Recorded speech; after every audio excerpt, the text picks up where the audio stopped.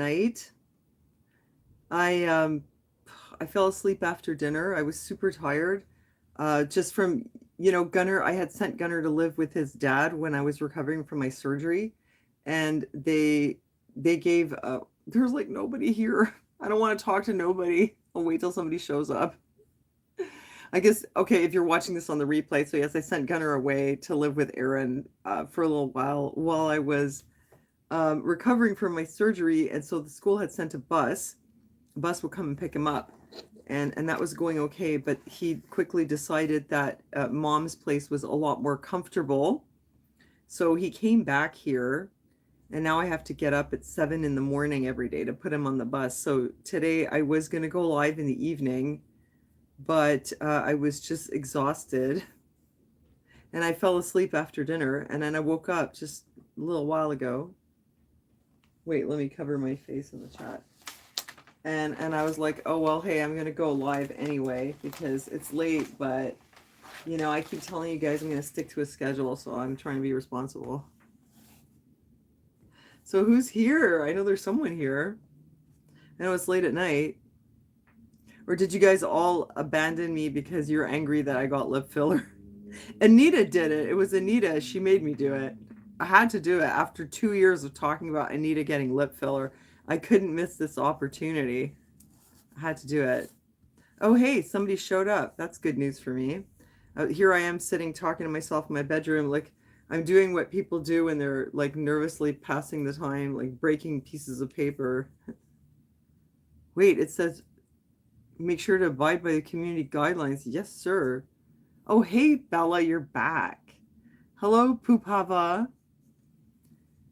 Hi. Oh, okay. Dole's Defense. Hi, nice to see you guys. How are you doing? Let me know what's on your mind. I had some ideas what I wanted to talk about in this video.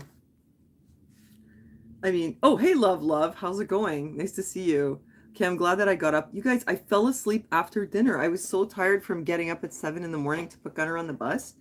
I was just destroyed. I just passed right out after dinner, but I had like a really great power nap for a few hours. Woke up in the middle of the night. Thanks, Pupava. I feel so much better. I feel like I'm not dying anymore, so that's one good thing. Yeah, man, I have not had pain in my arms and legs since I had my surgery. Guten Morgen. Are you in Germany?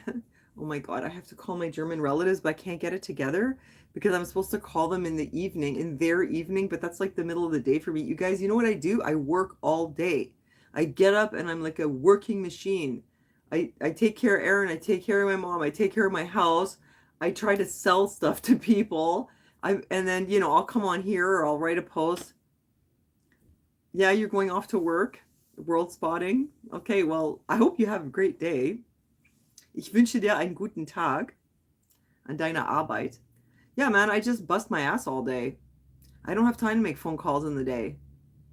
I do really miss my relatives though. Like when I went to see them, it was like, even though I hadn't seen my aunt in 40 years, I felt the blood connection so strongly. I felt like she could be my own mother. I miss her like in my heart every single day.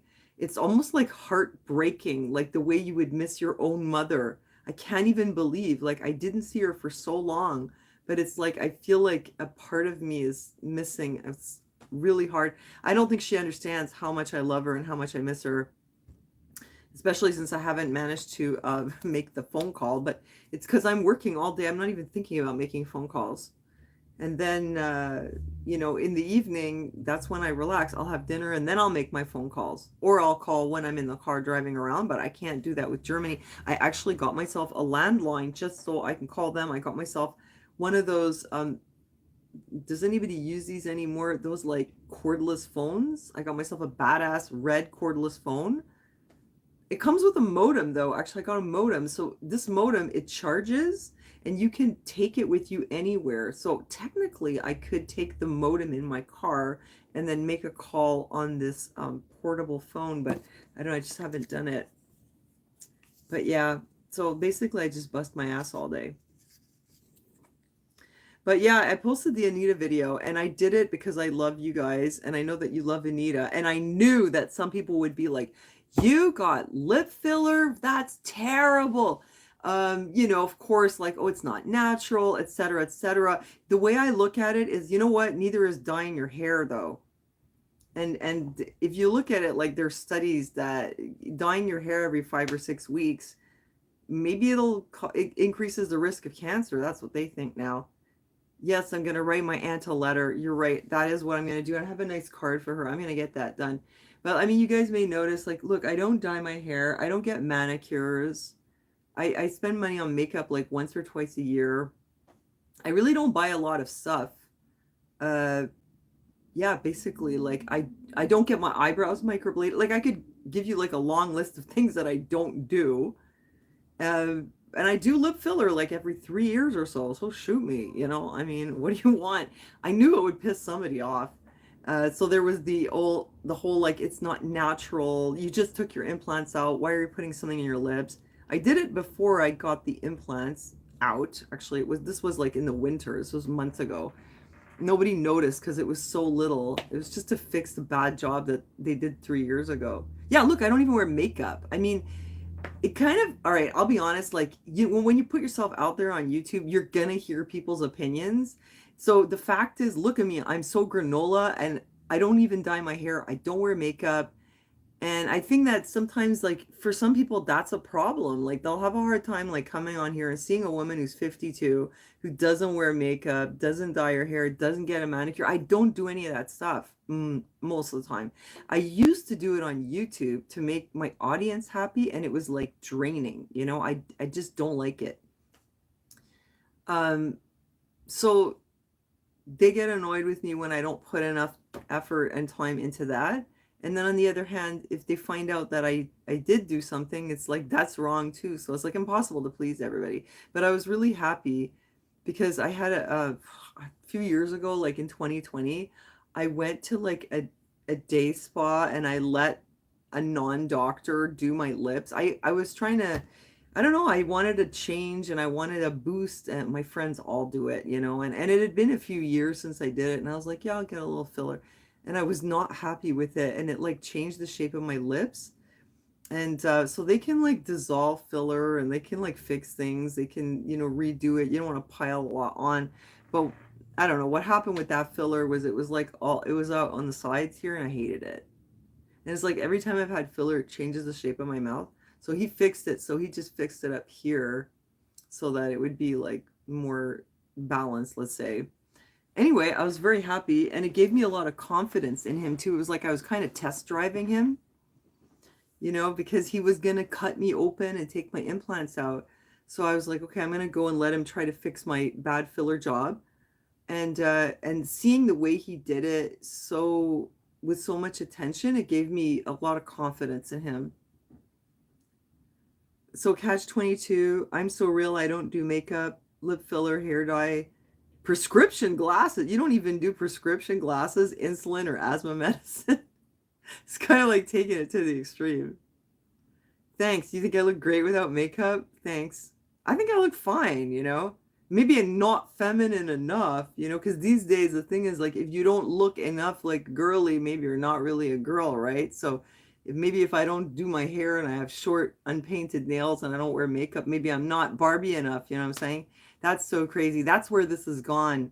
This is on my mind. I don't really talk about it here, but internet keeps feeding me stuff. It's like there's this weird thing going on now where it was like for a while there was some progress with womanhood, like because they have men won't understand this, but like as a woman there are very high standards that are based on external factors because when you come down to it, okay, what it is a woman is judged by her attractiveness, which is based on her beauty, because on an animal level her worth is evaluated by like her fertility. I mean, at a subconscious animal level, everything about how we judge a woman's attractiveness, mostly it'll be like these are signs of fertility, youth and fertility, Men don't have this on them. You could be 70 years old and people will still say you're handsome. It's not an issue for men, so they don't know what we go through. But it seemed like progress was being made. It's true, eh? PL, it's absolutely true. And I was just watching this interview with Polina Poritskova, who has refused to have any Botox and fillers, and she's like just a little bit older than me, you know? And she was saying that what she was experiencing was as she's losing her signs of youth and fertility and her external beauty, even though she's gorgeous, you know, even at her age, she's still gorgeous. But as she's looking older, she's experiencing the progressive invisibility, you know, that as you get as a woman, as you get older and you lose those signs of youth and fertility, you become more and more invisible, you know. Imagine if that could happen to Polina Poritskova just because she doesn't get the Botox and the fillers. And that's how it is, you know.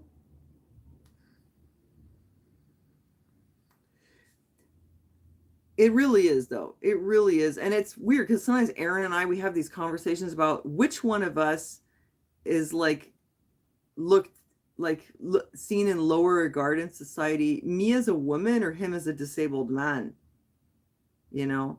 Because there is such a thing. There really is. There's this sort of not taking women seriously, but also not taking disabled people seriously. People see you're in a wheelchair and they think there must be something wrong with your head too. It's true. I mean, this is the experience, this is reality. People on a certain level, we're just animals and there's an animal instinct. And I guess part of the animal instinct is like you'll assess and you'll judge, you know? I think Paulina looks great. Yeah, she's gorgeous, of course. And it's interesting. Like she hasn't done anything to her face. There's another one too, Justine Bateman. Justine Bateman hasn't done anything, so she has some wrinkles, and it's like it's a whole big deal, you know. But they all do it. That's why they look the way they do. I've never had Botox. I'd be scared, you know. I love PRP though, and it's natural. It's like they take your own blood, they spin it, and they take the platelet-rich plasma and they inject it. That's what I did before. I've done that a few times. That was really good. I'm a big fan. And I find that like it rejuvenates your skin. And it was totally worth it. I did it in Mexico. It was cheap too. So mostly that's what I did. I did that 3 times. Plus I did my own derma rolling at home, you know.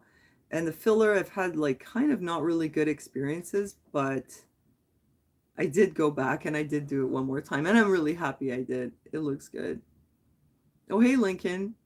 It's good to see you guys. Hi, Dusty. So yeah, there's a weird thing now in society where like we were sort of making some progress where as women we could be valued for more than just how we look.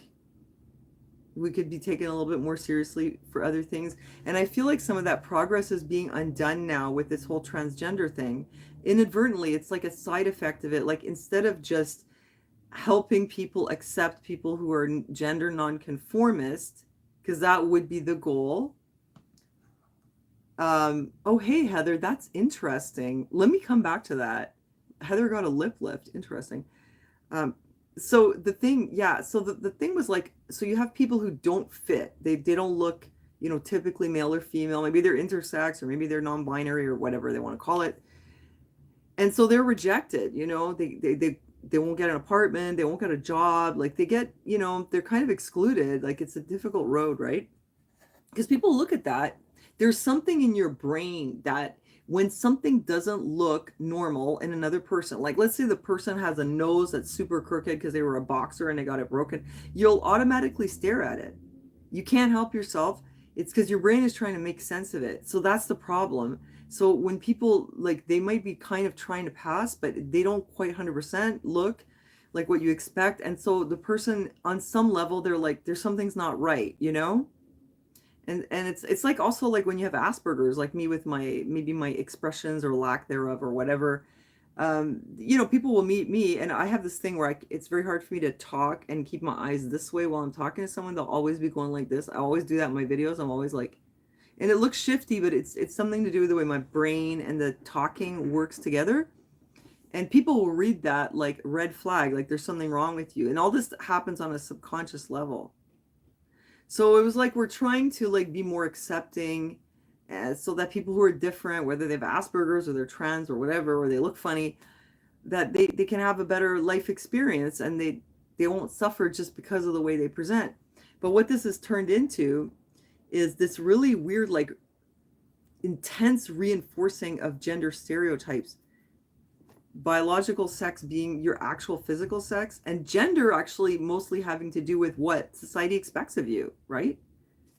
You can't change your sex.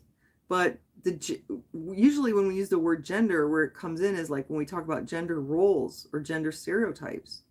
So what we're doing here is like we're actually vigorously reinforcing gender stereotypes through this trans thing. I know it's having the opposite effect, because now, like, if you're a woman, if you're like me, you don't wear makeup, you don't dye your hair, you don't do a lot of that kind of stuff. It's like you're less feminine, but that my hair, these things that were invented, like cosmetics and whatever, that's not what defines me as being a woman. But do you see what I'm saying? Because with this trans thing, like people putting so much emphasis on adapting their exterior to pass as the opposite sex, are also reinforcing that you have to fit a certain sort of standard to be like acceptable as that sex. You know what I mean? That's what I'm seeing. So part of me is kind of not happy to be seeing that. They actually in school now they'll do this like little lecture with the kids. Yeah, it is totally out of control and it's gonna backfire. I think the whole thing is gonna like just collapse on itself eventually. We need to like just accept that people look different, but it's like instead of accepting that, it's like totally reinforcing stereotypes to the point where now young girls, if they're not stereotypical in the way that they behave in accordance with like what society expects for their sex or their gender, they think that they're not really girls. That's crazy. Yeah, I wouldn't say it's progress. Oh, Cash 22 says, I'm naturally skinny and not traditionally feminine. I've been presumed to be a lesbian. I mean, really? That's funny. That happened to me and Jana when we went on vacation to Cuba. Because I guess the way we're dressed so granola, Jana with her like super long things and me with like whatever and no makeup, and we're always hanging out together and we didn't drink, we didn't party. And this guy came up to us at the very end and there was this one big party and we did go and we were hanging out and I was dancing with Jana, of course. And a guy came up to us and he started talking to us and he was a bit drunk, but he said something about, oh, my something about, I didn't want my wife to get jealous for me talking to you ladies, but I told her it's okay because you're lesbians, and we thought that was hilarious.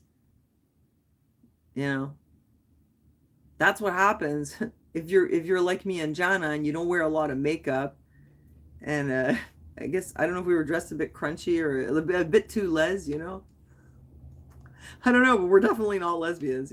We thought it was hilarious though. Plus, I think the fact that we were constantly massaging sunscreen on each other and like hanging out just the two of us and laughing our heads off and not like mixing and like not hanging out with men, you know, they were like they gotta be a couple of dykes, gotta be a couple of lesies there. What's this? You were confused as your mother's partner by some dude? Well, he shouldn't have said. That's why he should have kept his mouth shut. Oh my God.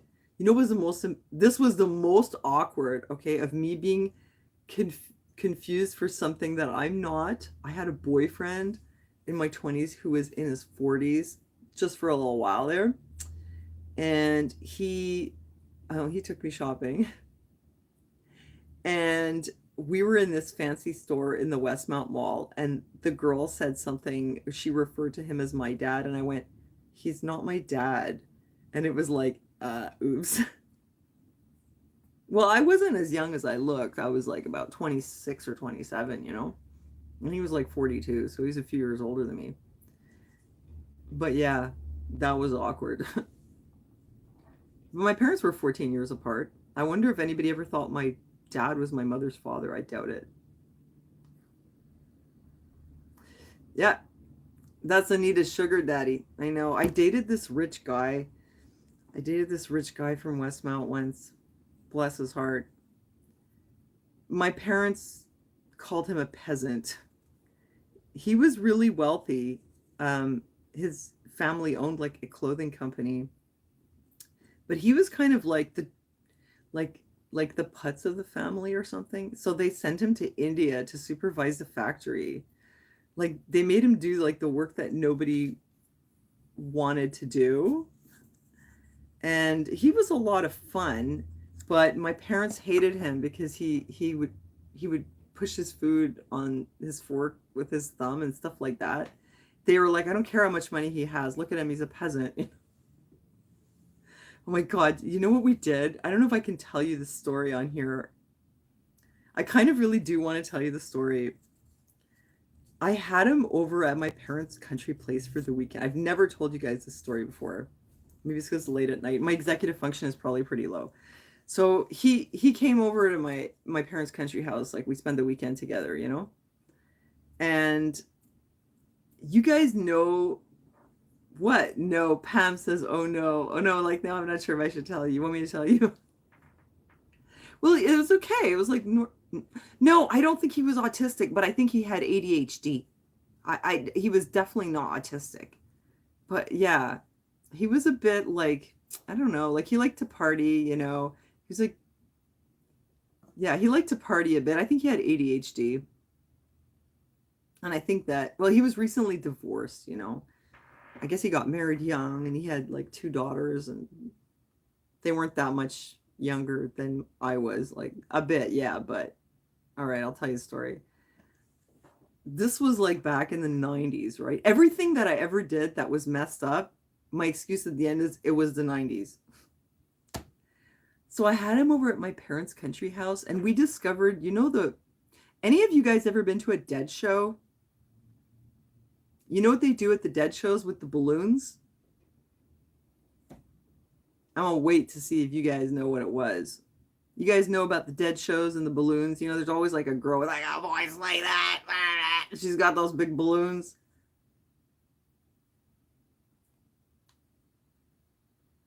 Selling balloons at the Dead show? Okay, well, Google it. Balloons at the Dead show. Well, anyway, I had been to a Dead show and I discovered the balloons and I was like, hey, that was a lot of fun. I like those balloons. And then I was like, you know, I like whipped cream too. So I introduced him to this idea of whipped cream. I'm really like, you're going to have to Google it because I do not want to get in trouble with YouTube, but I think you might know what I'm talking about. Okay, let's hope you do. Anyway, once he knew what was the great thing about whipped cream, and we started to party, and we just like went to town with the whipped cream. We were just like, oh, it's so delicious, you know. He liked it a lot. He liked whipped cream, he discovered, and it was the middle of the night, and we're in like Enosburg Falls, Vermont. It's out in the middle of nowhere, and we're in the guest room at my parents' house, and we're like eating all this whipped cream in the guest room, having like a great little party there. I don't remember if alcohol was involved, but we ate a lot of whipped cream, let's just say, and reminisced about Dead shows and like how much we like balloons and all this kind of stuff, you know. And he decided that he wanted more whipped cream, and he was a rich man, right? And he had this nice little BMW convertible. So we jump in his car in the middle of the night and like take off on the country roads, and he's like on a mission to get more whipped cream. And so we're busting around. It's quiet. It's like farm country, you know. It's like all the farmers are sleeping. The cows are like whatever. They're all in the barn. It's dark. And we're busting around in his little BMW convertible. He's on a mission to get whipped cream. And we hit like every store. Like it was crazy. Like they didn't have a lot of whipped cream. We went to we went to the grocery store in town, bought some whipped cream, ate, like, binged on whipped cream, and then, no, of course not. No, we didn't, not while we were on the road. No, of course not. No, so we got the whipped cream, but he's like, I want more. So we, like, went to, like, another place, and then he's like, I want to get more, because you could only get, like, a couple cans, like, there's almost nothing. It's Vermont, right? It's like a village. and I think we like literally drove to like the next town. Like it was far. What was it called? Was it called Fairfax? I can't remember. It was something with an F. It was far. Anyway, we were out till like 1 in the morning. He's on a mission and he has to pick up as much whipped cream as possible to bring it home because now he's like really into whipped cream. So we got all that whipped cream and we came home and we like ate all the whipped cream and like poured it everywhere. And my parents were sleeping in the other room. And yeah, and then the next day my mother like had to clean the room. You know, she when she stripped the sheets before we came back to Montreal, she just found like stains all over the bed, and it's because actually we were like eating all this whipped cream, but she thought it was something else. It was just so bad. It's like I'm getting red thinking about it. But it's like and then she's like she was like upset with me. She's like, I can't believe what you did under my roof. And I was like, Mom, we were only eating whipped cream. So embarrassing. Anyway, that was the guy. Yeah, true story. It was the 90s. Yeah. May God forgive me for all that whipped cream and my poor mother. But yeah. Um, so that I didn't stay with him. It's kind of like a whole other story of what happened with him. Yeah, my mother thought we had like one heck of a party, and I felt bad. Like I never even really thought about like, oh my God, the sheets. Like there was whipped cream everywhere. Yeah. And then she didn't know what it was, so she thought it was something else. I was like, oh, it was only whipped cream. See, look at all the whipped cream in the garbage. It's like 20 cans of whipped cream. Yeah. So that was the guy who was not my dad. And actually, you know, that does kind of inspire me a little bit for the Anita videos. Because I do sometimes think, what if I had stayed with him? He was a pain in the ass, though, I'll tell you. He was a pain in the ass. But what if I like, you know how he was a pain in the ass? He was totally self-centered. Like he didn't even realize it, but he was just self-centered, you know. But imagine if I had stayed with him. What would have happened? I'd be a rich lady in Westmount with a like putsy little husband who's like obsessed with whipped cream. I don't know. It could have been a very different life, I guess. But yeah, a reason for the season. Yeah. So like actually it's all like life experiences like that that make me have ideas for Anita. But Anita has a new sugar daddy. It's Costa. Costa is a real person. And I love Costa so much. And he said that he will come on camera with Anita. So you guys will meet Costa. Oh, the dishwasher and all the cans, leaving us none for the pies. No way. It's whipped cream. It's so bad for you, though. Though I mean, I would never do that now. Hmm? Hi, Sandra. What does Tikanos mean? Is that Greek? Costa is so Greek. He's my favorite Greek. I adore Costa. I can't wait to make videos with him. I need to get it together. He's a dirty boy, though. He has all kinds of dirty ideas, and he was like telling me what he wants to do, and I was like, yeah, okay. And, oh, that sounds like fun. And then I was like, wait a minute, it's YouTube. We're gonna have to tone it down, Costa. Costa is actually okay. Only you guys are gonna know this because you took the time to come and stop in my chat room. Other people who watch my Anita videos later are gonna be like, "Who's this guy?" If I ever get it done, and I better do it because Costa weighs like 400 pounds, and I better do this before he has a heart attack. I'm not kidding. You know, if I'm gonna make videos with Costa, I better get on it because I don't know. He's great, but I hope he doesn't watch this video. He probably won't like me saying that. But I feel like, you know, let's get on it. I'm not going to take it for granted that Costa's going to be around forever. Because, you know, you never know what happens, but especially when you're that heavy and who knows, right? Pray for Costa. So he's actually the lead singer of a band that's called Vulgar Deli.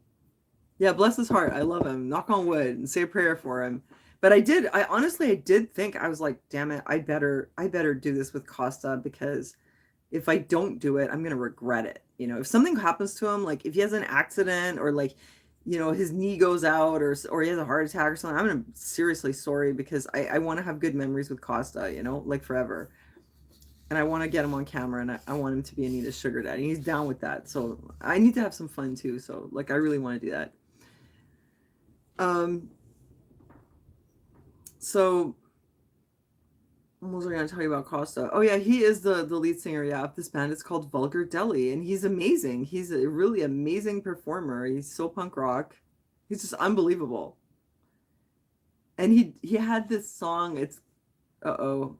Am I allowed to say the F word in a live chat? I don't know. Oh, I can say it once. It's called Scumfuck Blues. It's really good. Actually, that was with Dope Throne. He went on stage with Dope Throne and he does this song with them, and it's so good. And he did a song at the beginning of the whole pandemic. It was called I Got the COVIDs. And if you guys Google that or look it up on YouTube, you can see Costa singing it. It's amazing. I got the COVIDs. I I touch everything. I kill every time I cough. Classic, you know?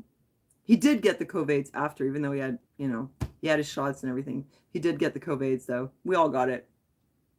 But yeah, Costa's a legend, man. So I wanted to be very organic, whatever I do with Costa. I really, he was like, well, give me a script. I don't want to script you. You know what? When I was young, like in high school, I got I got on a trip about Andy Warhol. I told you guys about this before, probably.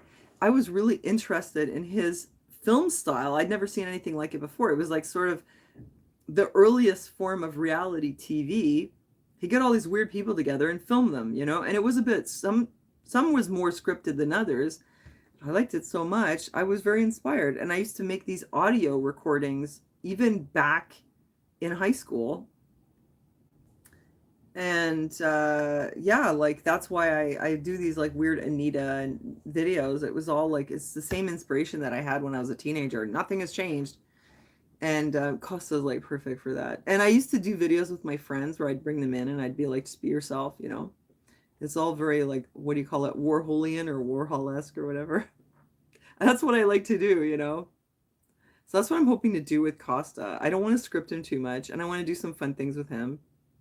See, what happened to Anita after she got her lip injections is that she started to change. I'm just going to tell you, like, I don't like to talk about her behind her back, but it's true. She's suddenly like, now she wants to shop all the time. She like wears all this makeup. She's like spending money. She's like getting spoiled. It's like she just did the lips and then the attitude came with it. So. Yeah. So I guess the sugar daddy idea was sort of inspired by, well, I mean, I know girls who have sugar daddies, like in real life. Like I do know. Oh, hey, okay, well, good night, Dulce Defense. I do know girls who have sugar daddies. I don't have one. But you can always dream, right? You can always hope. Maybe Costa will do it. So yeah, I want to make videos with him. So there was one other thing I wanted to talk about. Unless you guys have like some topics you want to bring up. You want a sugar mama? The funny thing is like sometimes I don't actually know like if you guys are like ladies or gentlemen, because I can't tell by your username. So, okay, well, we'll pray for you, Lincoln. And for your surgery. Did you have your surgery already? You were going to have surgery on your armpit.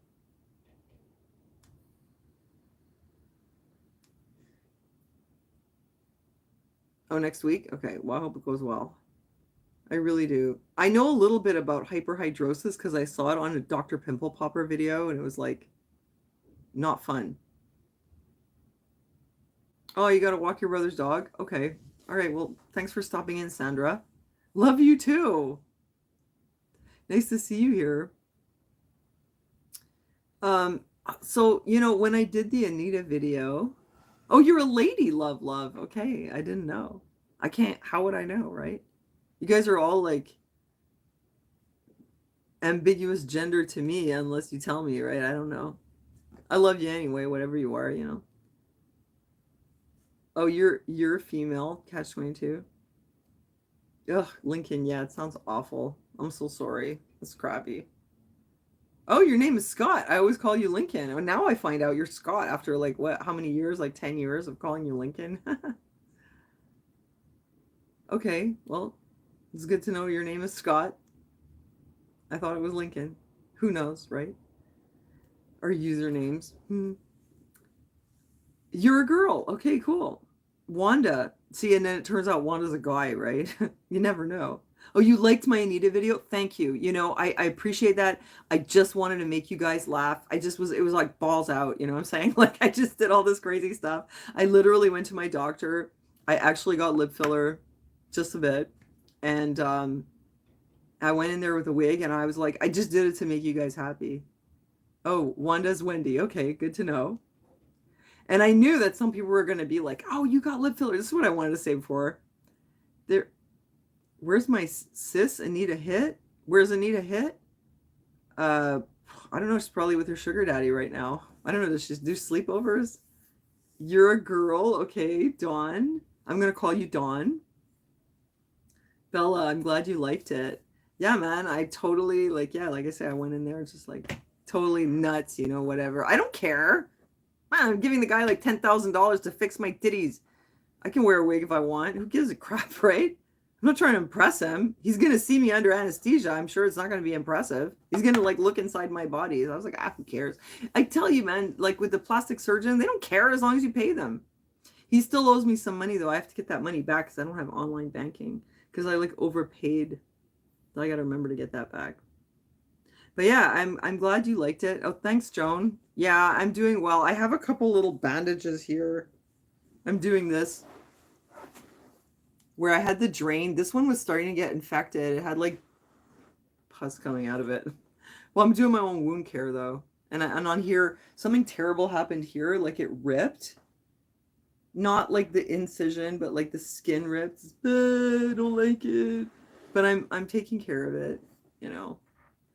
Thought it was ironic I took something out of my boobs. Come on, yeah, but lip filler is not the same thing. Listen, those plastic bags, they're silicone bags, and they were in me for 27 years, and they were murdering me. Yeah, write down difficult patient. He's a riot. I love this guy.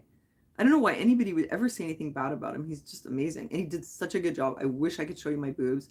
I showed them to my girlfriends today. I was like, you guys, check it out. They wanted to see it.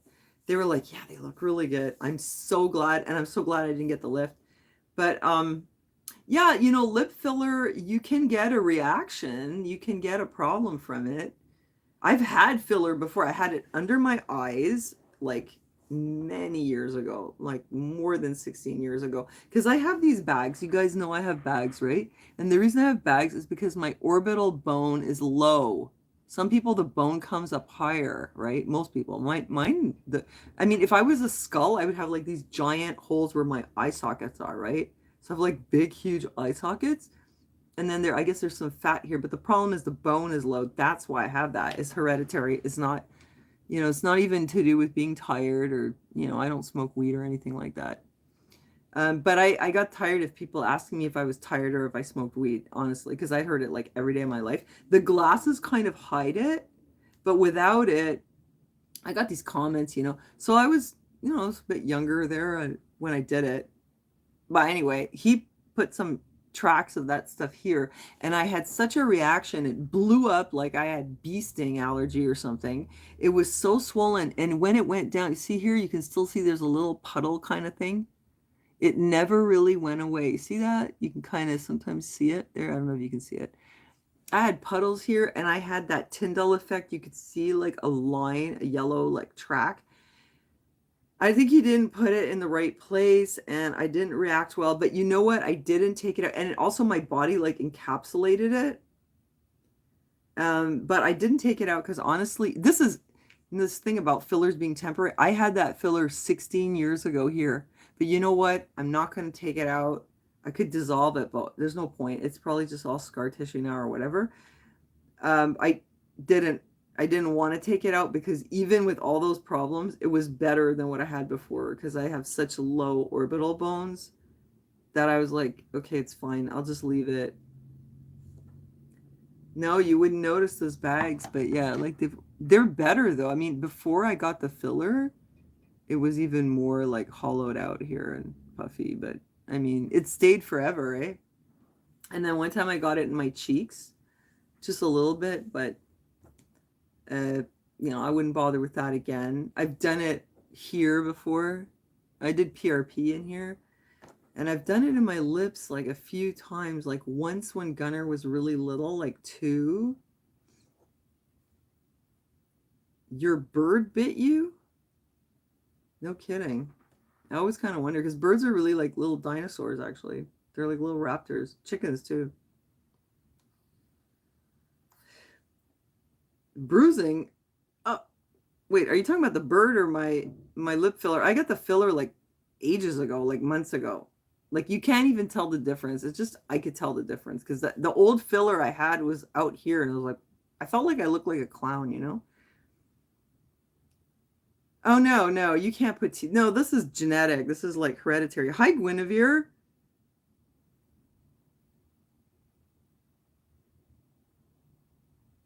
What does she say? Just let the hyaluronic acid and setup stop somewhere else and go to work, LOL. I'm not sure exactly what you're saying, but I kind of get the gist. I'm not exactly sure. Maybe you'd like to clarify. No, these bags, this is not like, when normally when people get puffiness and it's because there's an allergy or there's swelling or it's something in the day to day. This is hereditary. This is all fat here and a low orbital bone. And there's nothing, no amount of tea bags or cucumbers is going to change it. Zero. I've had them since I have pictures of me as like a 4-year-old and I had bags under my eyes. I was born with that. I was born looking strung out, basically. It's been like that my whole life. But I own it now. I wouldn't try to fix it because they're my dad's bags. So it's like I kind of have a part of him with me. Because when I went to see the doctor, they were like, you should get a eyelid surgery. Like you've got really bad bags. And I was like, I don't know. I kind of own it.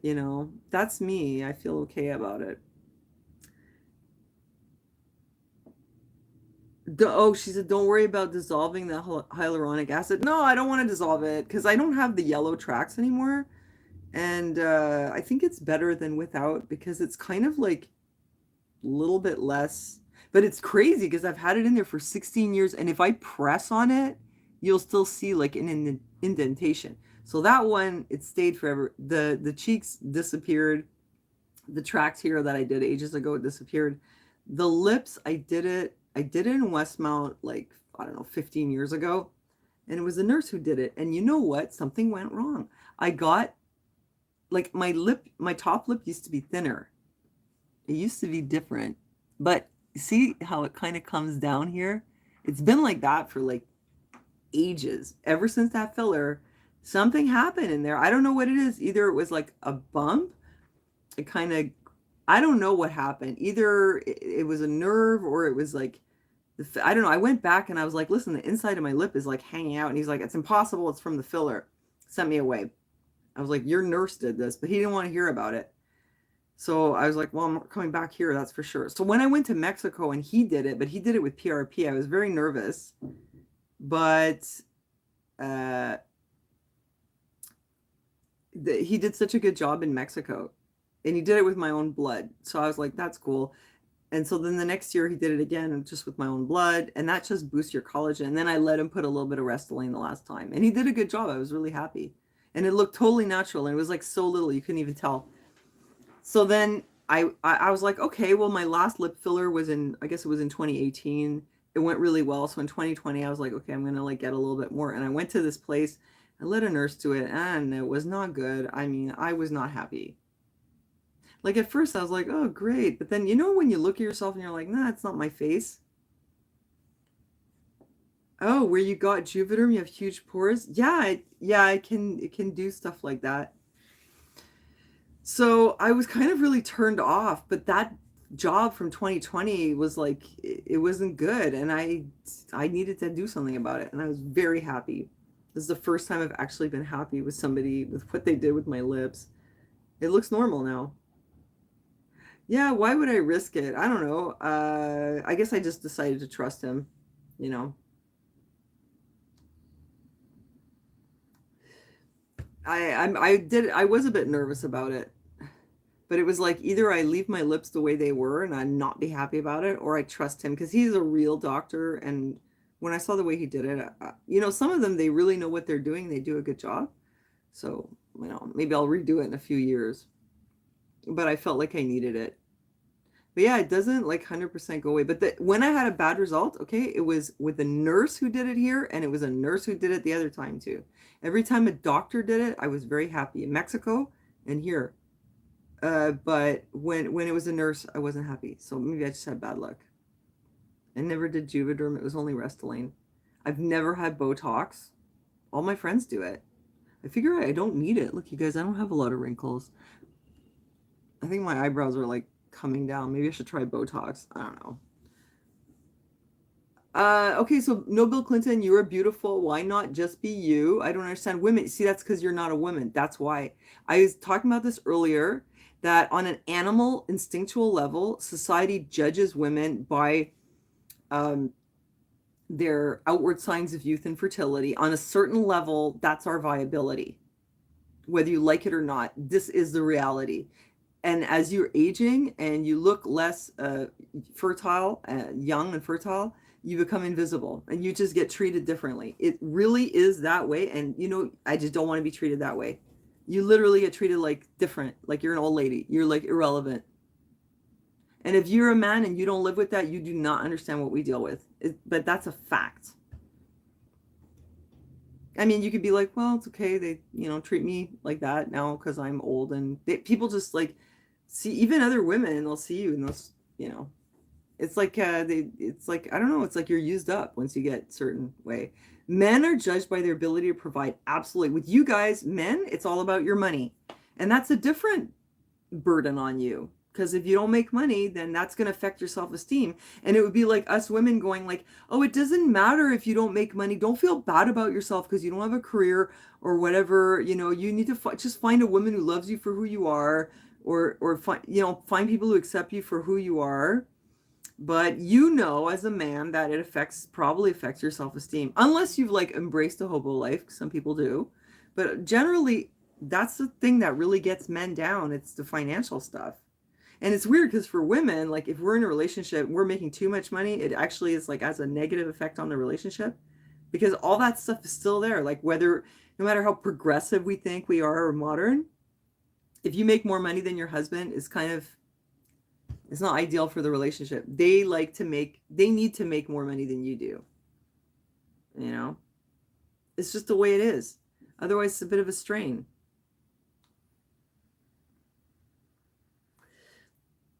Yeah, I mean, we all worry about like, are we gonna have enough money or whatever. But for men, it's like you're judged on what you do and what you earn. That's how society judges you. And as a woman, we're judged on our looks. It's good if we make money too, but even that, it can backfire. Uh, like if you're too assertive, you're a bitch. You know, that's what they'll take it. Like if you're assertive, they'll say you're aggressive, right?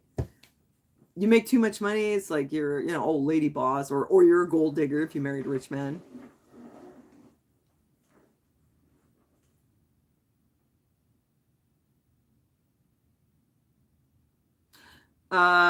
What did you say? Oh, please, I'm a realist and no, most households are in her name and she has the taxes and benefits covered and he's been starting a construction business for the last 20 years.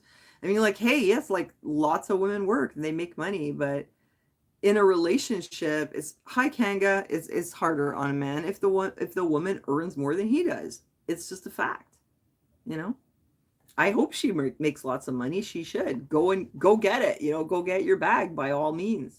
I'm just saying it's fine, but it's just there is a certain level of strain on the relationship, unless you know, there's always people who are different who can live this way and it doesn't bother them. But a lot of men, it does bother them. Yeah. Or that's why they're with you because they want your money. That's also possible. You can end up with a lot of moochers. But anyway, there's different standards for men and women. For like, for example, okay, if your friend tells you, I have a new girlfriend, the first question people are going to ask is, I'll let you answer. What's the first question that they automatically ask if somebody says, I have a new girlfriend? I'll give it a second because I know there's a delay. You tell me. I know you know. Yeah. Is she pretty? Okay, what's the first question That you'll, yeah, exactly. Hi, Max. Ja, wie sieht sie aus? Die erste Frage. It's just natural. They always say, is she pretty? It's like it pops out of your mouth automatically. Does she make lasagna? They should ask, is she a good cook? You know? Yeah. Um, okay. That's the first question. And you all know it. That's the truth. What's the first question that they'll ask you if you say, I'm seeing a new guy, I have a new boyfriend? What are they gonna ask you? I'll let you answer that question.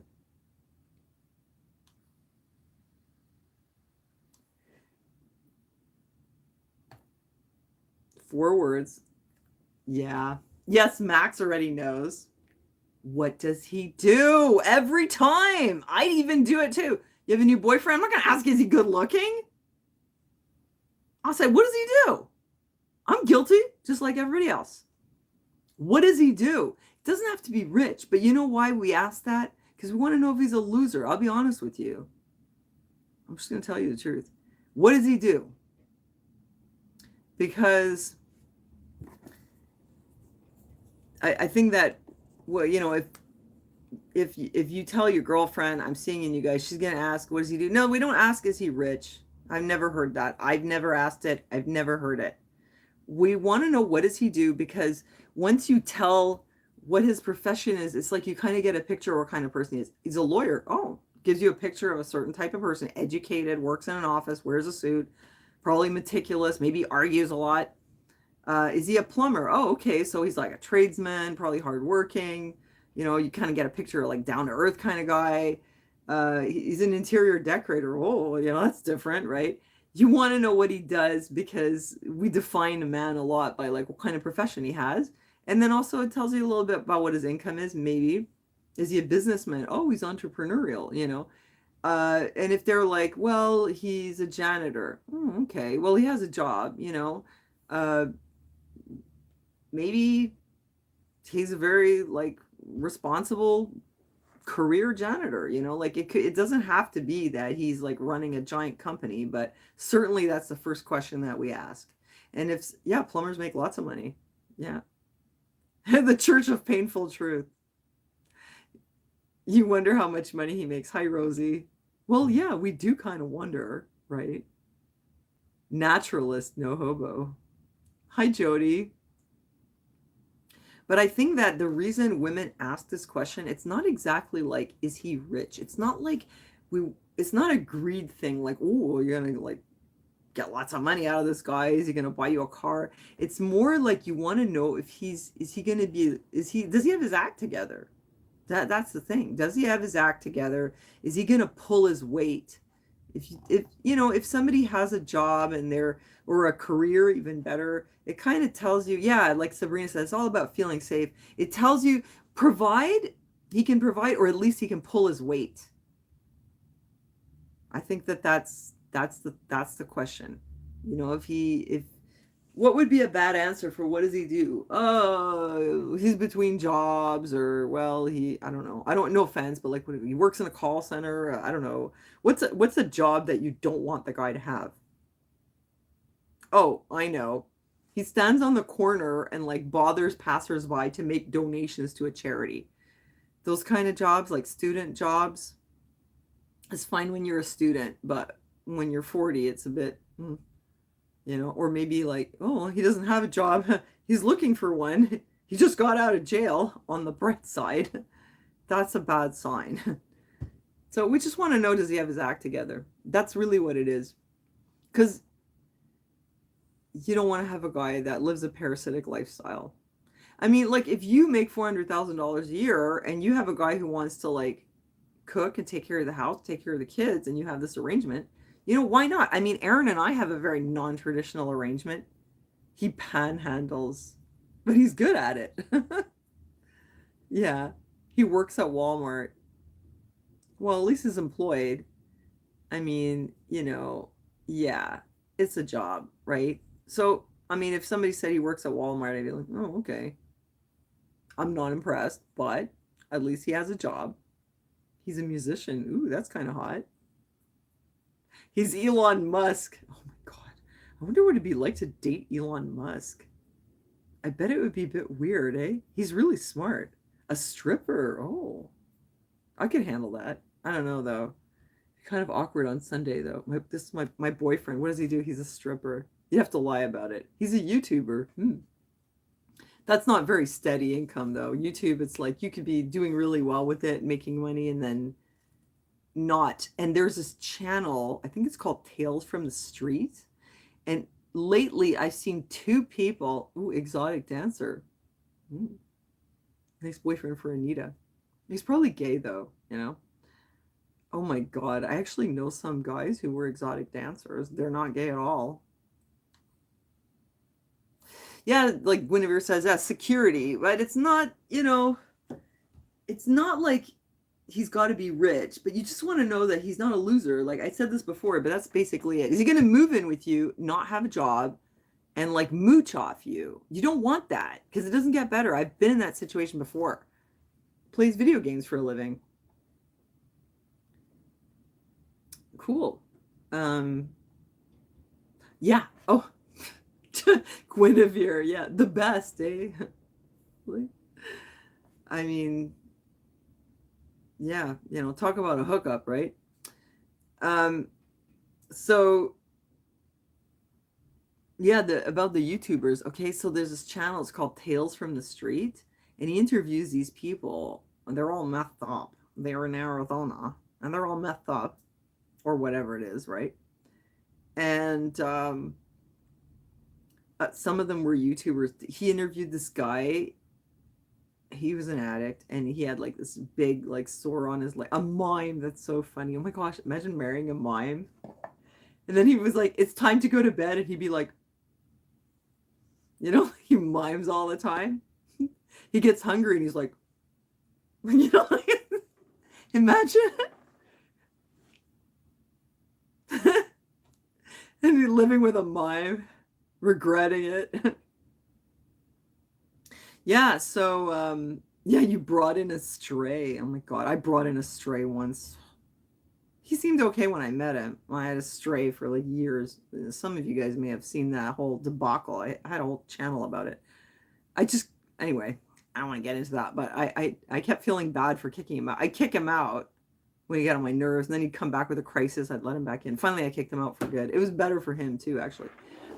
But yeah, where was I about? Oh yeah, so the YouTubers on that channel, and there was a girl, and she said that she was famous on TikTok. She said she didn't remember the name of her channel. That's a lie, and she's totally messed up. Like these are people who had like 2 million followers. There was this fat guy, well, a heavyset guy. No, don't want to offend anybody. There's nothing wrong with being fat though. I don't know why I can't say it, but anyway, so a fat guy, and he's got this like his legs are super swollen. He has like some kind of cellulitis on his leg. It's really bad. And he was talking about how he used to have a gaming channel, and he was with the network and everything, and he was making like $2,000 a month.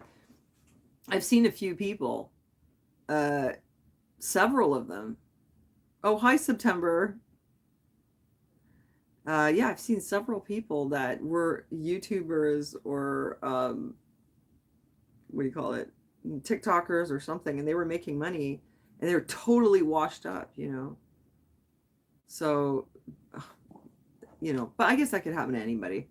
But it's kind of a weird thing because you could just be being your weird self, and then all of a sudden it's like, oh well, people like to watch this, and then you make some money. But yeah, I mean, I don't know if it's exactly a career. It depends how you handle it. You want to know if he's kind and if he is safe. That's important too. But truly the question people ask is, what does he do for a living? Absolutely, every time. And then, is he good looking? And for a girl, it's is she pretty?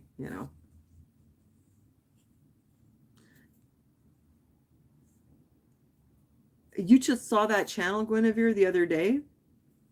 Okay, she says, I heard they're going to be cleaning up. I mean, trying to get the homeless people to leave.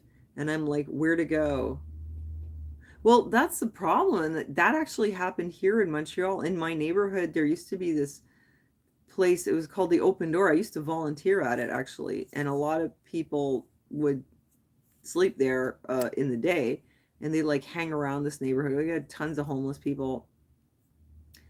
and they decided to like try to gentrify it around here. This was a very crappy neighborhood, like 20 years ago. Wait, when did I first move into this neighborhood? Yeah, it was around 2000, I guess. No. Oh, yes, we're in 2023. Oh my God, I'm like losing track of time. Yes, it was like, yeah, Gunner's sleeping. Yeah, it's a miracle. He went to bed by himself. I hope he's not sick. Yeah, I moved into this neighborhood like, well, I mean, I basically grew up in this neighborhood, but I moved back because I went to Verdun for a little while, very short time, and then I moved into this neighborhood in, I think it was like in 2000 or late 99, and I had this great apartment. It was a 5.5. It was one of these old Victorian buildings, but converted into apartments. And the guy evicted me, claiming he wanted to move into my apartment, which was a lie. But anyway, I got evicted, and so I moved here when I was pregnant. And when I moved into this neighborhood at the time, it was all dealers, like this whole street. It was just like, it was a lot of dealers and a lot of like homeless and addicts and stuff. But it's downtown, so they were like, oh, this is a good spot, we could build condos here, and it's like prime real estate. It's right next to Westmount.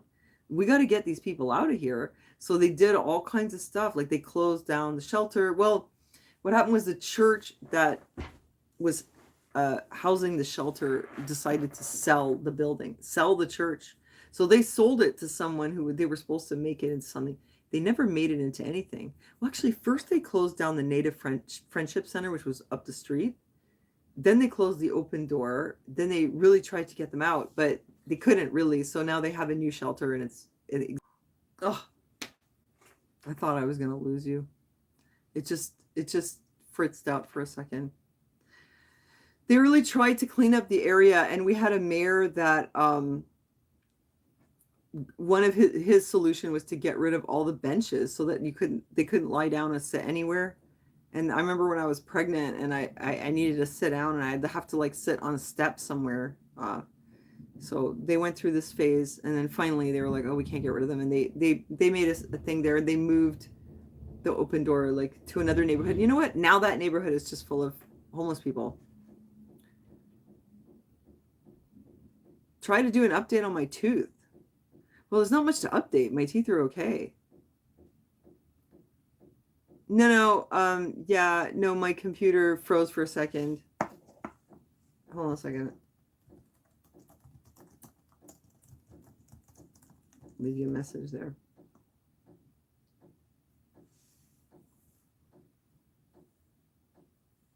Oh, the eviction saying 60 days to leave, no options. I don't think that would happen in this building where I live, because what that happens when you have like an old building and they want to renovate the whole building and turn it into condos or something. That's not going to happen here. I don't think so. I'd be so screwed. So that's why I wanted to buy a house, but I live here because Aaron is downstairs. And then I looked into it and I discovered that even if I had money for down payment, because my income is low, it's too low, they wouldn't give me a mortgage, the bastards.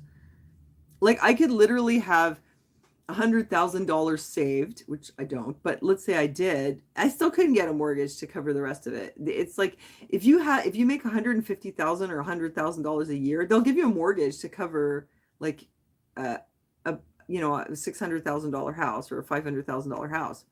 They give you the mortgage even if you have only like $50,000 down. But if you put like $100,000 or $200,000 down, but you don't have income, they won't give you a mortgage in Canada. So I was like, I'm screwed. Because, yeah, some people had left these comments. That was the other thing I was going to say about the Anita video. Oh, like, how come you're paying for lip fillers? Like, oh, that's frivolous and you're wasting your money. And I was like, what are you talking about? I don't, like, why are you giving me shit? I don't dye my hair. Whatever. But people like when you show yourself doing things like, I don't know, traveling or like getting a beauty treatment or getting a massage or whatever, there's always going to be somebody who has something to say. Babu was there with her 2 cents too. Oh, Wanda. Yeah. You know what? I have a Gmail. I don't like to give it out because I don't want to have like tons of mail coming in there, but I'll tell you I'll just give you my Gmail. I mean, usually I like it when people message me on Patreon So they're like paying $1, and then I know it's I'm not gonna pay, but it's like $1 or whatever. But then they can always message me there because I don't like to like give out my email. I used to give out my Yahoo address, the truthergirls at yahoo.ca, but like I end up never checking it. Or you can message me on Facebook. Are you on Facebook? Okay, it was nice seeing you, Guinevere.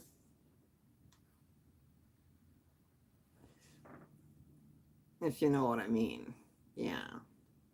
But so here's the thing, like, I make videos, and yeah, I did videos where I was getting my teeth fixed in Mexico. I took my son to Europe, and then people see me living in this apartment, right? And my apartment is really small. It's cluttered. They've seen Aaron's place. Aaron's place looks a lot better though. We did a lot of work on it. I'm gonna have to show you how it looks. And of course, I don't have the hair fixed. Like, I don't spend any money on my hair. I'm not wearing makeup. I don't have fake eyelashes, right?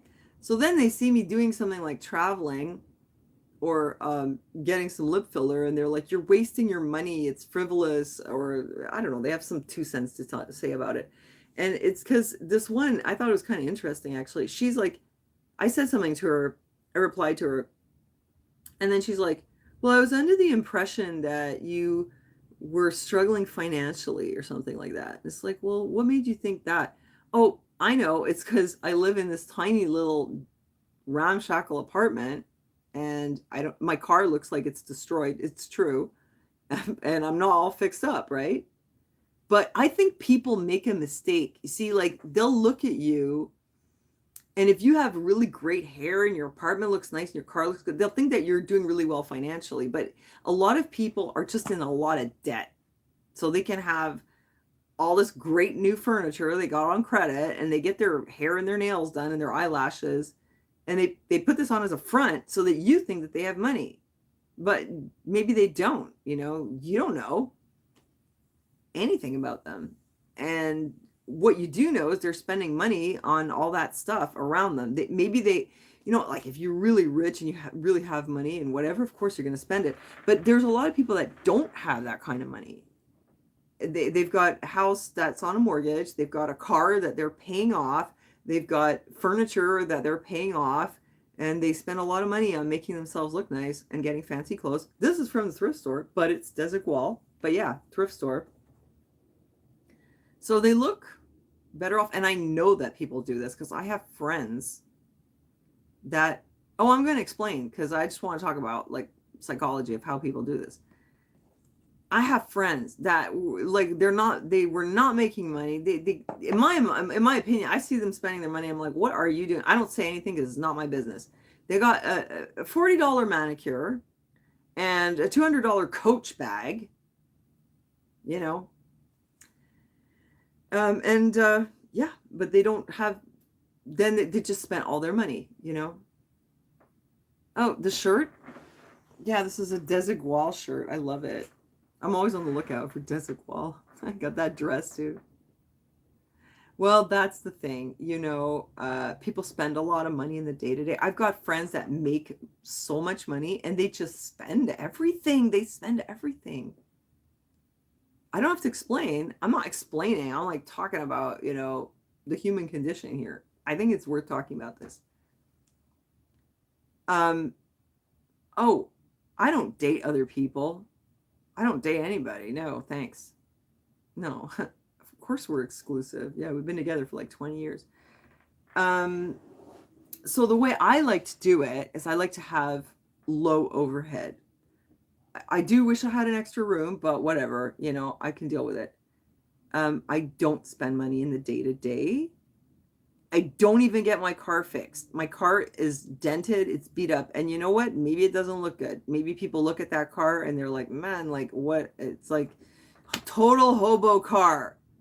But to me, the car, it's not important. Sorry, I ran into the pillar in the garage. Now I have to live with the dent. I mean, I could spend the money on the car, the deductible or whatever.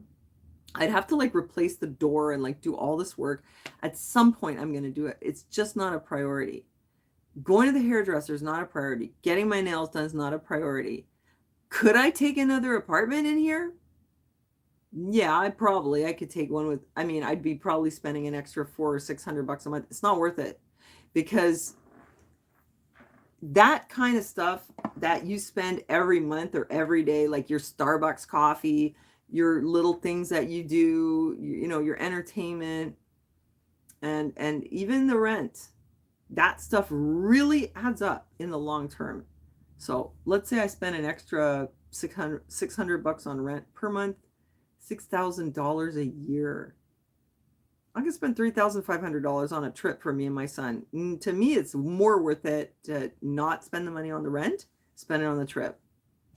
And I still have something left that I could do something else with it later, or put it away, right? Save it, put it in my son's saving account, whatever. So that's the thing, yeah. That's how I like to do it. Because what really matters, I think travel is, you know, experiences are more important. I don't buy gadgets. I don't buy anything. We have an old PlayStation. You know, and I do buy things in the thrift store, but you know what? I go to the thrift store, maybe I spend 50 bucks, but I sold like half of it. So whatever I got in the thrift store, it was like it was free, right? Because I made money selling some of it. Like I went up to that store and oh my God, there was 2 things that sold right away. And then I sold the cups. So I spent 50 bucks, made 75 bucks selling the cups. So already I made my money back plus more. Oh, I got my dishes at the thrift store. I love it, man. I spent 15 bucks. I got a new set of dishes from the 70s and I just love them. And then if I get tired of them, I guess I could sell them again and buy a new pair, you know? Yeah. Oh my God. You got a washer for 300, that Brandy, that's great. You know what? That's something that's really expensive is washing the damn clothes. Those laundry machine, because we're not allowed to have a laundry machine in our apartment. Oh, the Pyrex. Oh my God, you guys, wait. I was going to tell you about this though. What I'm looking for right now is one of those scrubbing boards and the old antique roller to crank your clothes. Because you guys know I do hand washing.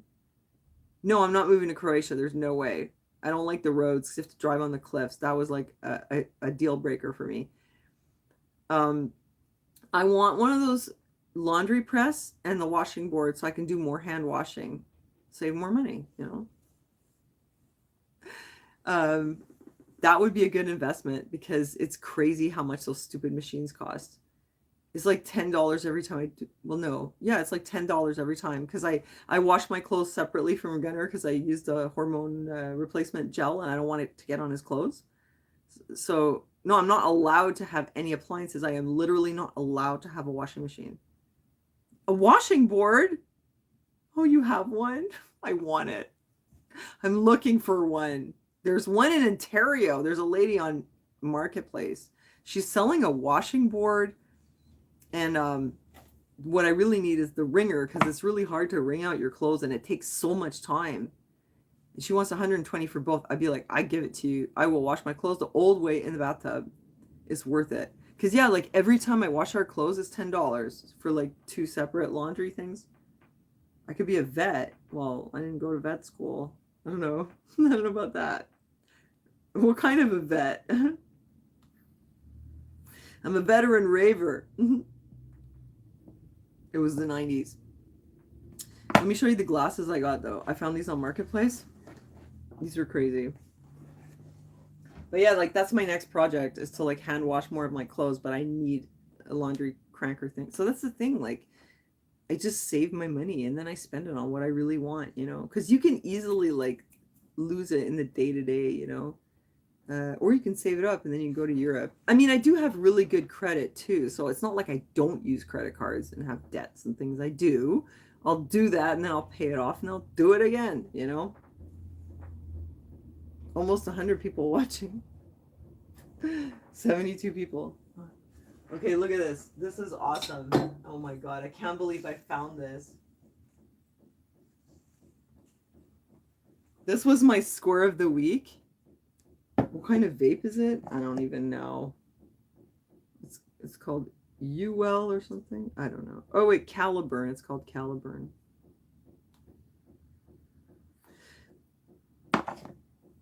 Yeah, and I'll do it again with the vaping.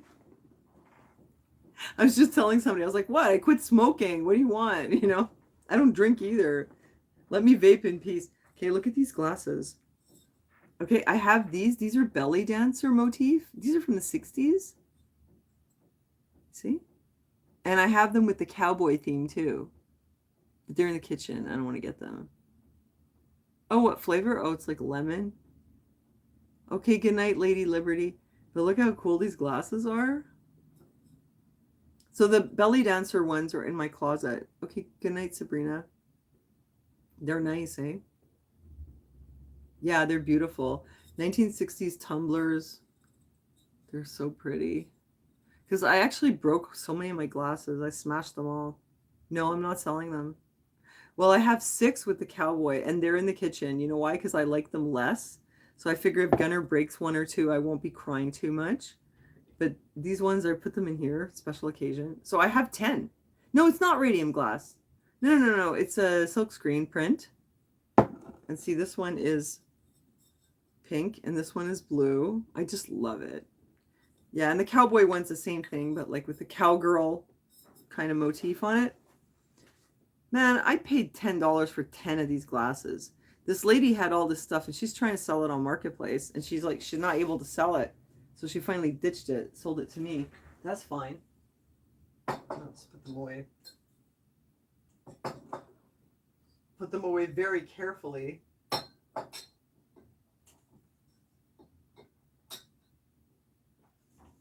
Yeah, like I find some pretty good things. You know what's crazy too? I have a couple of these mugs. It's a green glass, but not really, really green, but like, you know, the old fashioned glass like they use for windows, and it has a bit of a green tinge in it. And it's like a root beer mug. I have 2 of them. Those things are selling for like 35, 50 bucks, you know. Where's the like button? Well, on a laptop or like on a computer is a like button under the video. Maybe, you know, where it says how many people and then it says like. Laptop or like on a computer is a like button under the video. What happened?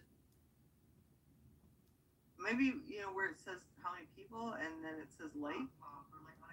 Oh my God. Now I managed to screw up again. I don't even know what I did. Like, still, sometimes he's. Oh, thank you so much, love. I appreciate it. Huh. I don't know what I just did. I said put the video on pause. Oh, wait. Did I just turn the sound on? Oh, that's what happened. I did something and I started recording my screen. I don't even know how I did it. How did I do that? Like, a thing came up on Chrome like I was recording. I don't even know how I did it. It's too much technology for me. I'm surprised I can even do what I do. Give me your mugs, she says, with her eyes all like, please. No, I'm not giving them away. I'm going to serve root beer to Gunner and Aaron in them. Well, okay, look, I have my stuff up on Poshmark. If you're in Canada, you can buy whatever's on my Poshmark. If I put the mugs up there and you're Canadian, you can buy them. I told you guys about my Poshmark. I've given you the link so many times. Wait, I'll give you the link again in case you haven't seen it. Okay, here, I'll give you the link again. Where is it? Okay, it's copied. I'm going to put it here. But, I mean, I know most of you guys are in the States. There it is. I just gave you the link. You can see what I have up there.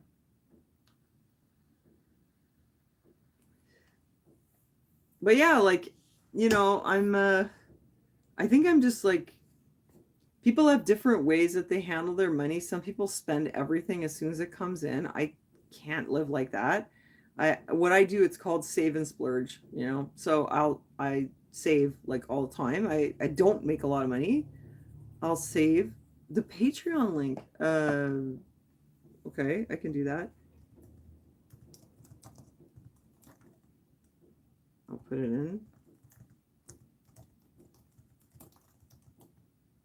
Okay. I do have a PayPal too. I just never tell you guys about it. I always forget what my PayPal is. I do have it. It's on my channel banner.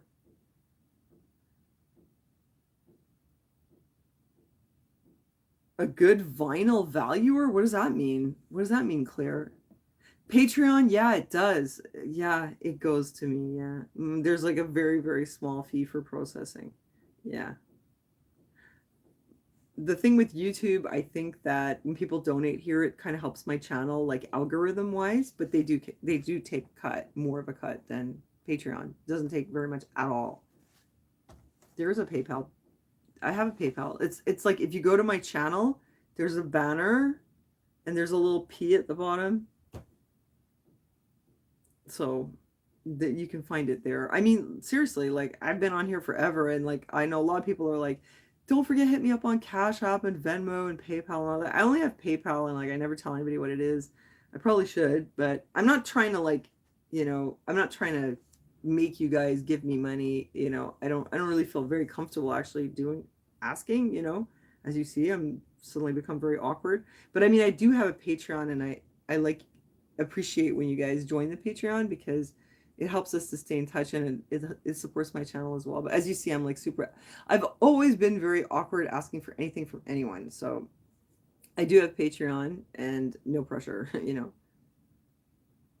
Oh yeah, because YouTube is so cash strapped, right? Because Google, oh my God, yeah, they charge a lot. And plus, um, if the donations are from Americans, then I got this form now. I never got this before, and it's like from the IRS, and it tells me how much they withheld. Okay? It said that. What? No, they didn't hijack my profile. They are making a fake account with my profile picture, my avatar. If that ever happens, no, I don't have Cash App. That's messed up. They did not hijack my profile, that's for sure. But I've seen that. There's people that pose as me. They're just using my avatar, and they're using a similar name, and they're asking people to message them on I don't know, Telegram or something. Whenever that comes up, if I see it as a comment and I'm notified, I ban them immediately. Oh, thank you, Sabrina. Okay, you wanted me to talk about the tooth thing, Sabrina? No, don't fall for it. And if that happens, like, I don't know, like, how can you let me know or like flag them?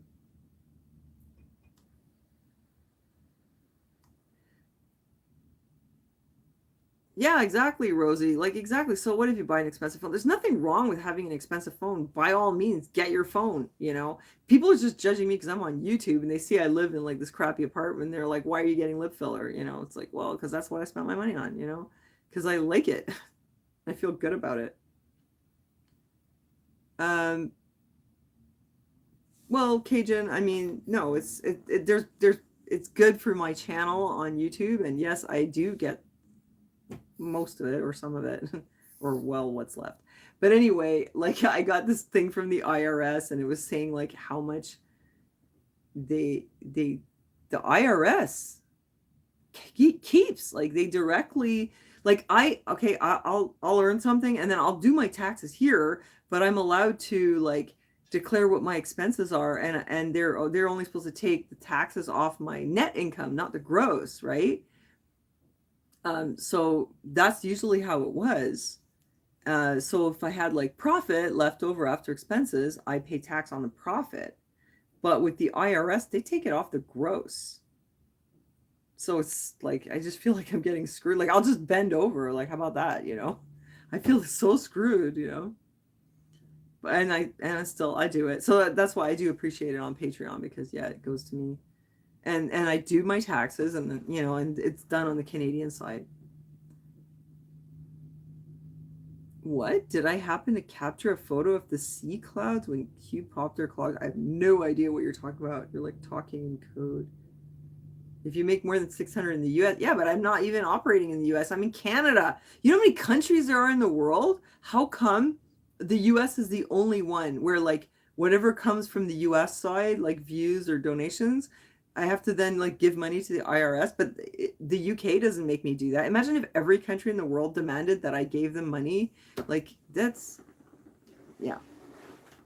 No, yeah, 22. Yeah, it's not a crappy apartment. It's just a bit cluttered, and it's not very posh, but we're happy. Like it's a little small, and thanks. I think my decorating skills are okay. So, hold on a second. Sabrina was like, okay, you had asked me about the oil pulling. Look, I'm just gonna tell you, like, I still do the oil pulling. I haven't had any issues with my teeth. I got them fixed in Mexico in 2017 and 2018. I didn't have like decay, but I had my old fillings taken out, replaced with zirconium because it lasts longer. I got inlays, and I have to just be careful not to get cavities around them. At this point, I only do the oil pulling if I start feeling any sensitivity. And I had something like that come up with the back tooth here months ago. And I was like, oh no, okay, now that tooth is acting up. I'm really going to have to go to the dentist. And I do go to the dentist periodically. I do all that stuff. But I did the oil pulling again and it quieted it down. I mean, I don't know how it works, but I haven't had a new cavity where I have to go to the dentist and have work done since, I don't know if you guys saw that video where I talked about how the Iranian dentist tried to like drill into my tooth when I wasn't numb. I did this video and I was like, he was telling me, you are numb, I promise you, you're just nervous. That was the last time that I had a problem with my tooth. And so Gunnar was maybe about 8 years old. I don't know, it was like 8 years ago. I haven't had to have anything done. I had one of the inlays redone last year here by a different Iranian dentist who I always go to now. I always go to this clinic called Aria because this doctor, I forget what his name is, but he is so good and I completely trust him. But the other one was, no, I had a bad experience. But it wasn't a cavity. It's just one of the inlays. It wasn't far in enough, you know.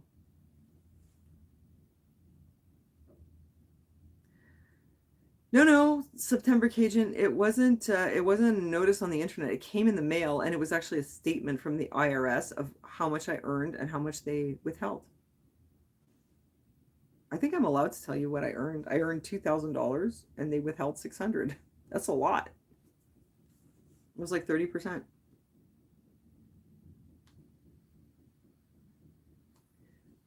I saw an image in the clouds. I don't remember. I honestly don't remember now. Nope, I don't remember. No, no, it's like, it's the new thing with YouTube. They like give your info. I had to like submit my tax info like a couple years ago, and then they sent me a statement. So that was like my earnings for the year. Yeah, I guess so. Yeah. So they withheld like, yeah, that much. It was like 30% of the US earnings, but most of my viewers are in America. They count it like I'm working in America. I don't know how this works. They just keep the money. I didn't have to like file my taxes with the IRS. I just filed them here, but they just kept it. And if I wanted to like, deduct, like do my deductions and then have them like tax me on just my net and like refund me for what I already like what I shouldn't have paid them, it would cost me more it would cost me like as much to pay my accountant to do that. It would cost me more actually to pay her to like do my taxes for America. It's not even worth it. They can just keep my money. Like I can't even. I mean, if you were on YouTube and you were making like $100,000 a year and they were keeping 30,000, it would be worth it because you pay your accountant like $700, and then you do your taxes with the IRS, and you explain your like you do your deductions, and they're not supposed to keep 30,000 maybe, and it's worth it. Now I don't think I can make $10,000 a month on YouTube. I think it's impossible. They shadow ban me. I'm in the sub basement. It doesn't matter though. I like you guys. It's just like we have a little community going on here. Yeah, the algorithms are really messed up. I was just seeing this thing about TikTok and how their algorithms were set up, and they had these people that were like moderating the feed, and they literally had in their guidelines that they would not feature on the feed people who were overweight or who had disabilities or who had like something weird about their face or who were old and looked like frumpy with a lot of wrinkles. They actually, yeah, they like literally discriminated like that. Or if like the background in your house didn't look nice, like if it looked shabby. So yeah, they could like decide. You could be like a great person, great personality, and you're providing all kinds of valuable income. I mean, not income. I was just like, I'm looking at the screen. It says, but in other source of income. So I'm like getting the words mixed up. All kinds of valuable information, but they're like, no, your house looks shabby and you're old, so like we won't put you on the feed. That's how it works, you know. Oh yeah, well, you know, hopefully if I expand my reselling to other platforms, it'll be more of an income. For now, it pays for my clothes and stuff though. Like I said, I'll go to the thrift store, I'll buy clothes for me, I'll buy some extra stuff, I'll sell that at a markup a little bit, and it's like it covered what I bought, you know, so it's worth it. Oh no, this was on TikTok, not Twitter. Cajun. Oh, you joined my Patreon. Oh, thanks. Oh, feel free to message me on there. You can always message me. That's the best way to message me. I don't mean to be a pain, but like I have a lot of emails and I don't like checking my email because you never know what you're going to see in there. For example, YouTube sending me notice that they took down another video, like that kind of stuff. It just stresses me out. So I'm really bad at checking my email. But if you do want to message me, I mean, if you don't mind paying $1, then you can message me on Patreon anytime. And then you would put coffee grinds in your teeth and mayo in your hair and sit in the garden. Why would you put coffee grinds in your teeth? What? Oh, you mean for TikTok? Yeah. Oh, yeah, that's a good idea. Oh, hi, Max. Well, it's so late now. I should probably go to bed. I'm gonna have to get up early. People started asking for social security numbers? Really? That's weird. Maybe they already have my number. I don't know. That's weird because on PayPal, I'm only getting paid like through pay. I get paid on Patreon. It goes just to PayPal to so that I can collect it, and I already do my taxes. I mean, really, it's such a nuisance. Like this whole thing is such a pain in the ass. Such a pain. I hate dealing with all the financial stuff. I'm just gonna go out with a Starbucks cup. Screw it. This is panhandle. And even then, like, can I sell? I'll try to sell my mid-century cups on the street. It's not gonna happen. No, it's like such a pain. Like I'm such a libertarian. I'd like it if you could just like just do all your stuff without having to deal with all this crap and like just work on an honor system. Oh, holding big payments. Oh, maybe you're big payments. Do I speak French or German better? Oh, I speak French better. I was surprised that I could still speak German pretty well. Well, I have way more vocabulary in French. When I speak French, people will ask me though where I'm from, you know. Like the French Canadians, I've said this before, they'll know that like I don't have a really Quebec accent. For the French people, I don't have a I when I was in France, they thought I was French, but not from Paris. Um, but they'll sometimes think that I'm Canadian or I'm from Quebec. And the other day it happened again. Like somebody asked me where are you from, and I was like I'm from here. And he's like you're not from France, and I was like no. And then the French Canadians will be like, oh, you're an Anglo, because I went to like a French school, like where the teachers were from France, you know. Yeah, I was surprised I could still speak German so well. I was surprised, really. Like these words kept coming up, and I was like, oh, I didn't even know I knew that word. Victor Hugo? Not really. Probably had to read it in school. Yeah, some YouTubers make a lot of money. It's true. Well, I'm with a network. I am with a network. They just never gave me a paid ad. And you remember I used to sometimes like say uh, that you could get like I can offer products for to you guys that you would get at a discount. Like like the MREs, like if like I could give you a link so that you get like 20% off or whatever, you know.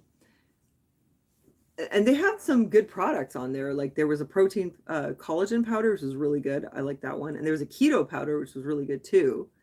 And I would I would like plug them to you guys so that you could use the discount code. But the problem with that was that not a lot of people bought it. And meanwhile, I had to put a banner on my video that says contains paid promotion. The fact was that I'm not getting paid unless somebody buys it, and most of the time nobody does. So I stopped doing it because I felt like, well, no, my mother doesn't speak Yiddish. She's not actually Jewish. She's convert. No. I like it when I'm around the Jews though, and I kind of spy on them because I can understand what they're saying in Yiddish. It's kind of cool. It's kind of fun, right? But I don't speak Yiddish. I just speak German.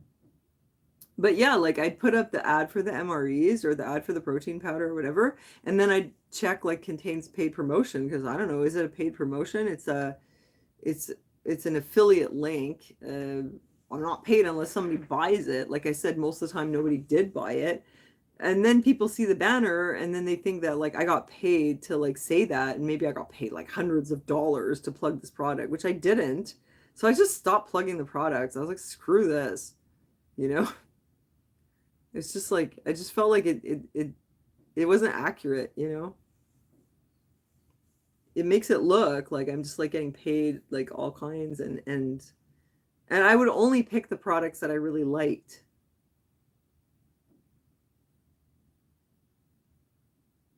What? Running tax scams? What do you mean running tax scams? What kind of scams? No, I'm not getting subscribers. I lose subscribers every single month because there's been a bug in my channel for years where like every time somebody subscribes, it'll unsubscribe somebody else. I have so many people that told me they got unsubscribed from my channel. They don't even know how.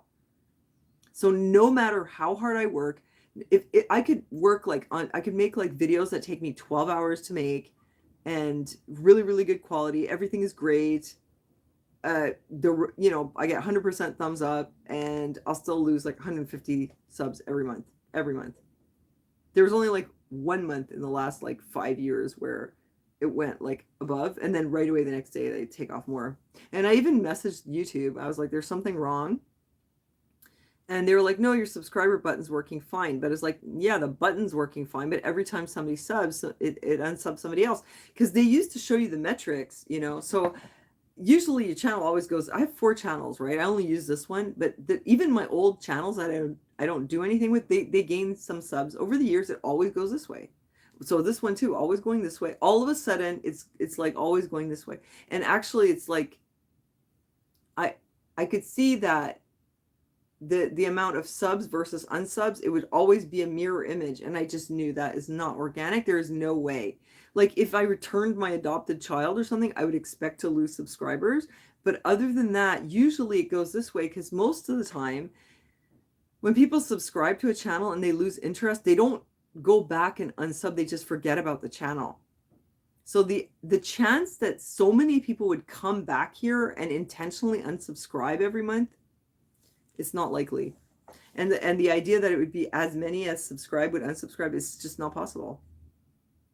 Okay, good night. Love, love. Thanks for coming by. Thank you. So I know that something weird's going on, but I'm just like, oh well. What? They got paid millions for 1 or 2 videos with a gambling budget of $1 million? Oh my God. That's a lot of money. Yeah, no, I mean, you know, if I get a bit, it helps pay for my food and stuff, and that's fine. It's fine. It's worth it for me. I really enjoy like seeing you guys and talking to you. Yeah, no, you know what, Sabrina? It wasn't even me talking about oil pulling or natural stuff. It was the rap video I made with Anita where I spat out a smoothie and they flagged it and took it down for demeaning sexual fetishes. I've explained this so many times. Demeaning sexual fetishes, and I didn't know what the fetish was because there was no fetish in the video. I thought it was because it was like drug themed. So I appealed it on that basis and they took it down. But I realized later it was because I spat out the smoothie. Because I'm a woman and I spat something out, it's a fetish. If I was a man, I could, you know, probably vomit on screen. It would be fine. I've seen them do it.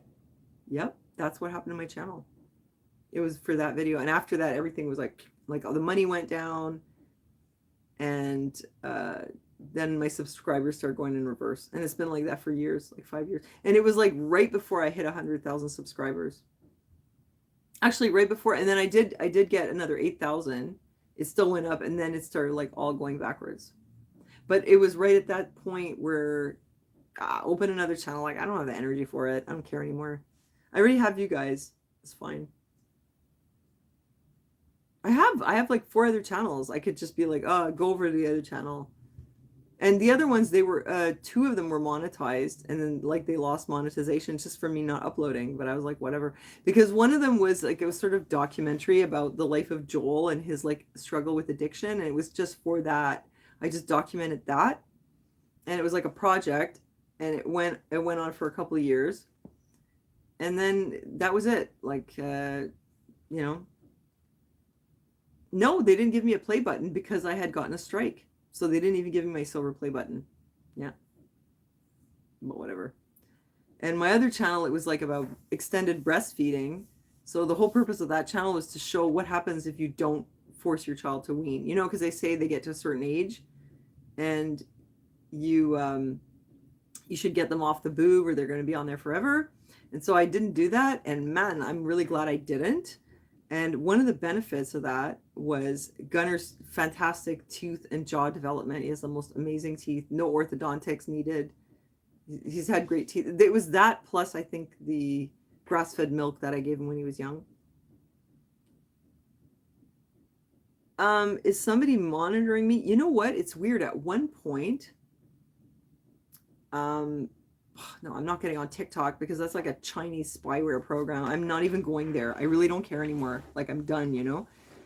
Um, when there was a time where I could see that you know, like it'll show you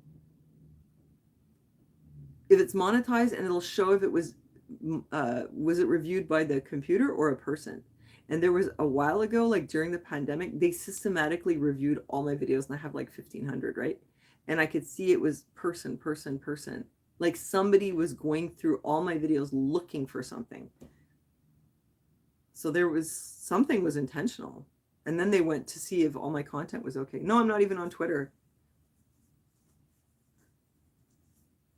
No, Monster. I don't have ADD. I don't know enough about what to do with that. I wouldn't know. I have a friend who has it, though. A couple friends. I don't think it was the natural cures. Because what natural cures? I talked about like tooth decay.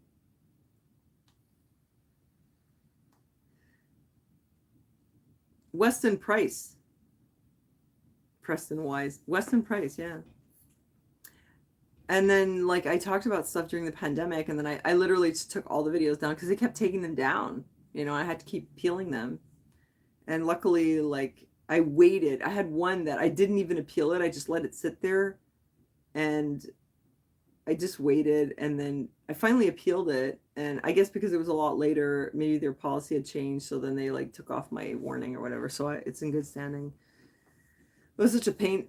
Recently they took down the video that I made where I said Bill Gates warns like a pandemic could kill millions of people, and this was in 2017. I made this video where he was talking about exactly what just happened. What's the problem? I don't know. It must have hit a nerve. Took it down for medical misinformation. I didn't even appeal it. I was like, whatever. Maybe I'll get around to it one day. I just don't care anymore. I don't think there was any medical information in there at all. I think that I just reported on what Bill Gates said.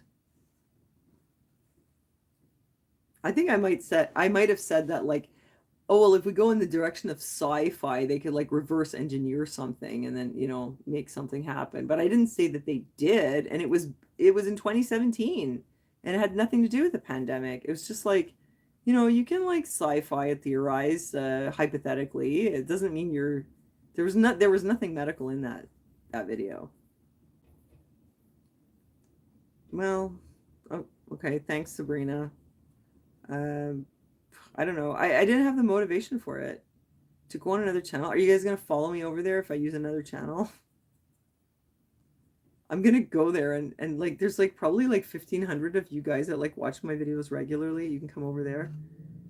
I don't know. I'm just not motivated anymore. I've been here for like 14, 15 years. I don't really care. I don't really care if I don't make a lot of money or get a lot of popularity. I really don't care. I'm just happy to like have you guys. It's a nice little group and we talk about things, and I don't talk about like all those big topics. I follow, there's a number of people, I've said it before. Um Sunil Dan, well, Dr. Sunil Dan, Dr. Vinay Prasad, Dr. Mobeen Syed, and Merogenomics, I forget what his name is, and there's Vajon Health with Dr. Philip McMillan from South Africa, I think. I watch those guys. They've got all the bases covered. Like they talk about all the important stuff. So like, wow. I tell you guys, just go over there. How's my mom? She's good. Actually, I should post. I have an update that I want to post to show you like how my mom's doing. Wait, I'm just gonna plug this in again. Okay, good.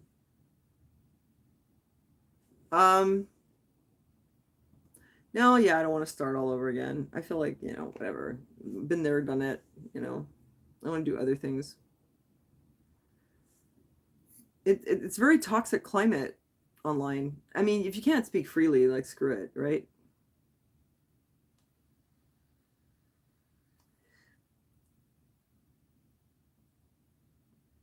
Oh, I don't even know what a bump stock is, Rosie. Yeah, there's a lot of people that do a lot of crazy stuff online and like they just totally get away with it. I feel like I didn't do anything. Like why me, but whatever. I don't know. It's like, I trust there's God's plan, and I just don't feel like that's something that I need to be doing, is like starting all over and saying all this stuff. You guys all know anyway. We're all seeing like all the results are coming in. You know what I'm saying? Like all the data is coming in now. The results are coming in. It's like it's becoming really more obvious, and somehow still most people don't know unless they know where to look. And I know you guys know where to look already, so I get tired of it. And I really don't follow politics anymore. I'm way more into thrifting these days. I really am. Sometimes in life, like your interests shift a little bit. If I'm working somewhere, I'm like making videos in a place where it feels toxic and my speech is restricted here and I have to watch everything I say. I'm a free spirit. I can't operate like that. Oh no. Oh no. I can update you on my mom because we had a really nice day. I totally spoiled her. When I was able to drive and I was able to go back, I took her out in the garden. Then I gave her a pedicure and then I gave her chocolate. And she can barely talk. Like she's so like her speech is so gibberishy, but she said, "Oh, that's so nice." When I took her out in the sun, she was like, "Oh, that's so nice." And then when I gave her the pedicure, she had like a big smile and she really appreciated it. My little mom, the little mouse. Yeah, it's not a very healthy climate on here. Do I consider myself successful? I guess so. I mean, you know, I'm not rich, but I'd say yeah, pretty good. In life in general, I've done a lot of things that I've wanted to do. I don't feel like my life has been a complete failure, if that's what you're asking. It depends how you measure success.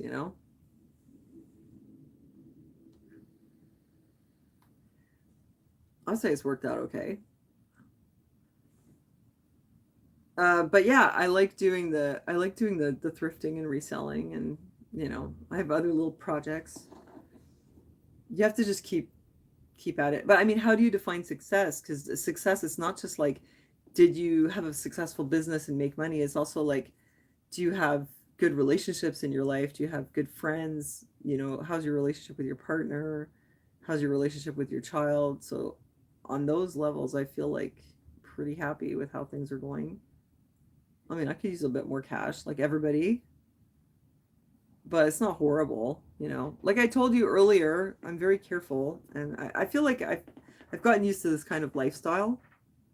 I found a way that works. I can be very frugal, and then I can go on vacation. It works, and I'm not in the rat race. And I think for me, that's a big marker for me as in terms of success. I have found a way to live outside the rat race. If I had to go to some office or someplace every day and do the rat race and like do the same thing. I couldn't do it, you know. So as long as I can find a way to make things work by doing things that I like to do and I never feel like I'm working, I'm happy. You like, yeah, you've seen my Poshmark? Okay, cool. Yeah, I know they won't let you order in the States. Oh, oh, okay, that was you who bought the shirts. Oh, cool. Well, thanks for doing that. Yeah, see, she bought some shirts, but she did it through PayPal. But yeah, I mean, really, just if you want to message me or if you actually want to buy anything that, yeah, I know it's Shannon. Hi. It's nice to see you. I realized it was you when you said about the shirt. I forgot your username, sorry, but I know who you are, of course. And thanks for joining my PayPal, my Patreon. Oh, thanks, Kanga. You know what I want to do? I want to make a video with my other moderator, Olivier. I want to hook up with him. Not like hook up, you know, but like meet up with him. And I want you to see how he makes a fire cider. That's really interesting. Oh, you have 3 usernames. Okay, I thought I was just getting a bad memory. Okay, that explains it. Yeah, I want to see if I can get Olivier to make a fire cider video with me. So yeah, like, you know, I can sell things privately. It doesn't have to be on Poshmark. So if there's something you really do want, if you're on my Patreon, you can message me and we can make arrangements, you know. I've done that before. Like I did that with Shannon. I mean, like these things are all on Marketplace too. Not all of them, not all the clothes, but yeah, I mean, you know, what I'm not allowed to do is give my contact info out on Patreon, but if I sell on other platforms, you know, Patreon doesn't have ownership on my stuff. I didn't get a form for the IRS for PayPal, just for YouTube. There's not that much happening on my PayPal though. There's just a Patreon, and they already have my info.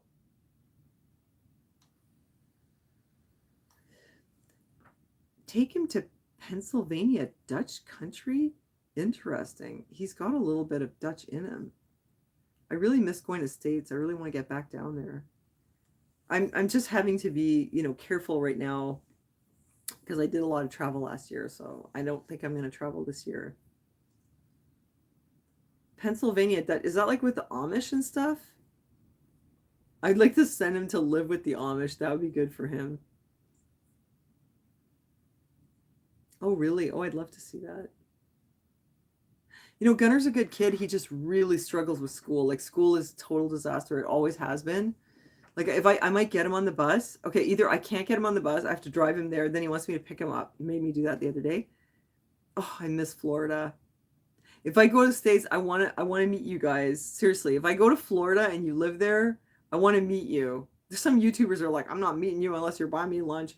I want to meet you guys. I'll let you know. Oh, you're in Daytona. Okay. Um, no, Gunnar doesn't do that much technology. He does a lot of guitar these days. That's his thing. He's not on any social media. He doesn't care except for Discord, just to stay in touch with his friends. But he's not like other kids. He doesn't do all that, like, you know, whatever they do with that stuff. Oh, you're in Florida too, Ben. Um, he just has a really hard time with school. Like I could the day before yesterday, I couldn't get him on the bus. I drove him. Then he was supposed to take the bus home and he refused. He said he felt like he was autistic and he was having a freak out. He couldn't handle taking the bus. Then yesterday, I got him on the bus in the morning. I was like, thank you, Lord. I was so happy. 3 hours later, he leaves school. He comes home. Because the thing is, he has a really bad issue with like some kind of anxiety. Oh, Ben, that's a selling point. Oh my God. Gunnar would love that. Um, yeah, he has a problem with anxiety and it's like overwhelming. He has like fight or flight reaction and he gets nauseous and he has all kinds of problems like that. Like he just completely craps out. He can't handle the pressure of having any demands on him. So school has been really difficult. And it's crazy too because the first session when we were in Europe and he missed all that school, he was on the honor roll when he came back because I tutored him at home. And he did really well. But then when he was actually at school, the second session he missed 6 weeks. We couldn't even get him to go. And the third session he shows up for like half the day and he does nothing. He can't handle school. He never could. It's been a huge problem the entire time. Other than that, he's okay, you know. And yeah, he doesn't do a lot of housework, but is getting better. Like he's now he like never puts his clothes on the floor. He always puts them in the bin. So there's progress. Some little things like that.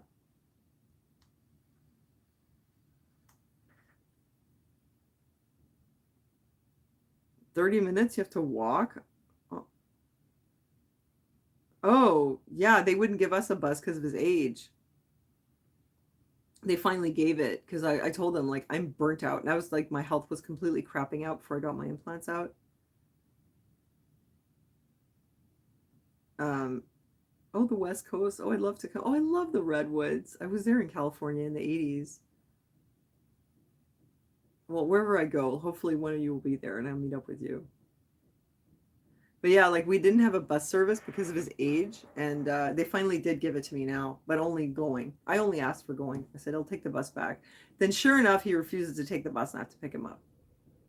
Oh, thanks, Joan. Well, I love you guys too. It would be really cool if we could all get together, all of us, like a rainbow gathering. You know what I mean? We could have like a little rainbow gathering for just the truthers. What's this? Oh, yeah, no, that's awful. You have to walk there 30 minutes? Well, you don't have a car? And that's to take your kid to school? Yeah, no, but Bill Clinton, he's seen it when I took him to Mexico. He saw what. Oh yes, the Amish. Oh yeah, no, he saw like he's seen like different lifestyles like with our travels, and it's been really good for him. Yeah, it's been really good for him. You laugh when I say if you know what I mean. If you know what I mean. Yeah. Take him to see the Amish. Yeah, that would be cool. I think he better just stick to like playing a lot of guitar and stuff. I'm gonna try to get him to jam with those people that he did the concert with. Well, the show, you know. You're on the West Coast, Rosie. Oh yeah. Oh, I would come and visit you. I mean, I don't really know you, but I've kind of known you on here for like since the beginning. Where are you? What town are you in? Anita will show up. Joan, Anita will show up at your. Oh, I got another Anita video. It's already made. I think I'm gonna make some more and then I'll put that one in after though.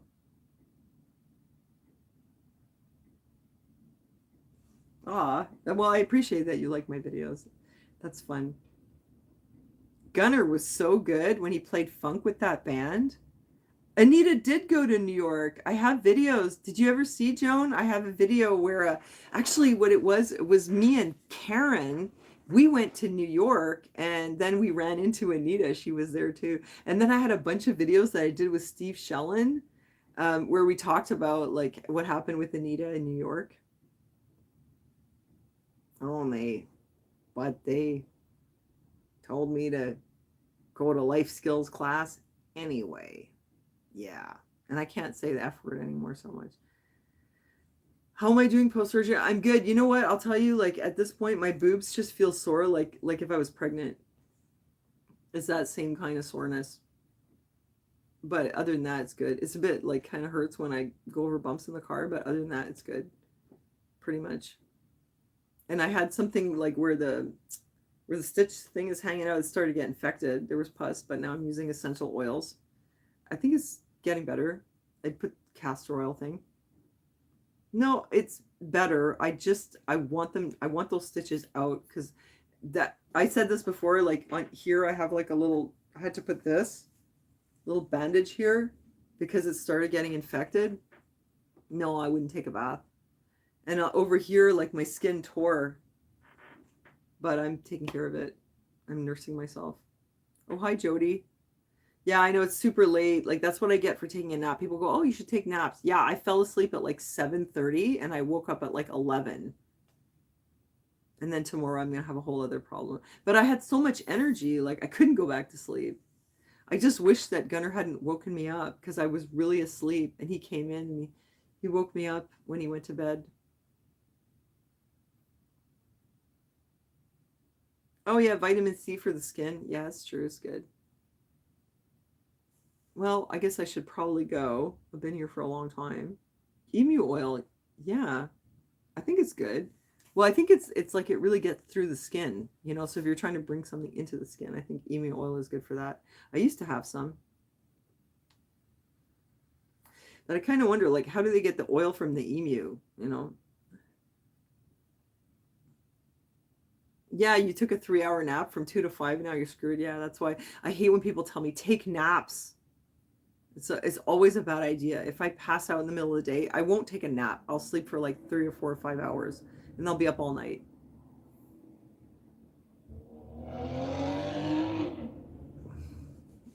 Well, I kind of I was kind of thinking I might actually make some like actual videos, but then I was like, I don't know, I was busy, you know. Mineral oil, I've never heard of that. For arthritis, I've never heard of that. They squeeze the emu? They squeeze the oil out of it? That sounds mean. Like, don't be mean to emus. Don't answer questions if it'll get me banned. No, I'm very careful. You know, the Truth or Girl theme song that was made by Stephen Paul Taylor, the rock star who lives in Europe, and the Anita hit song. That's me who wrote it, and then somebody covered it, and I used it.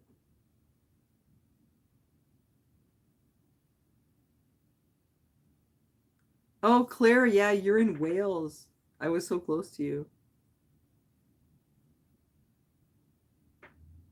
Show the thrift stores. I love to show you thrift stores. I'm super into thrifting, but it's like I can't buy more stuff unless I sold off some of the other stuff, or it's going to be too much. The problem was somebody gave me a bunch of shoes to sell on consignment, and they're not selling. I sold the ones that I bought in the thrift store. Those have been selling, but the ones that he gave me, like I'm trying to offload them. I put them on Poshmark, and then I have to give him some of the money, you know. It's like I thought, oh, that's not a bad idea, like I'll put it up, and if but look, that's why I have all this clutter. I've got shoes, that's all shoes there, and that's all shoes up there. It's all the shoes that he gave me. I don't think I'm going to do consignment again.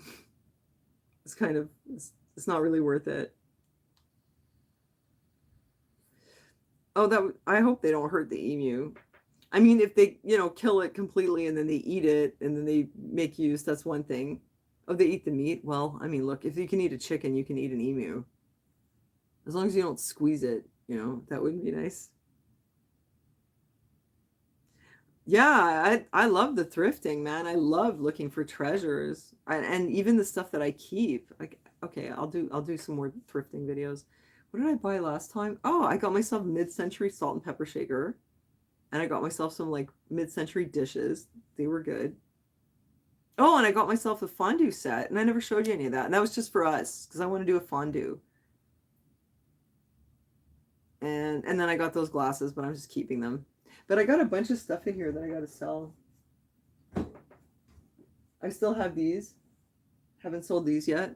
The crystal glasses. I'm probably gonna put the price down. They're so pretty. They're like super good quality crystal. And look at this. So you can tell if it's crystal. Listen to this. You see that? Like, it's so loud. It's such a nice ring. That's crystal. Really good stuff.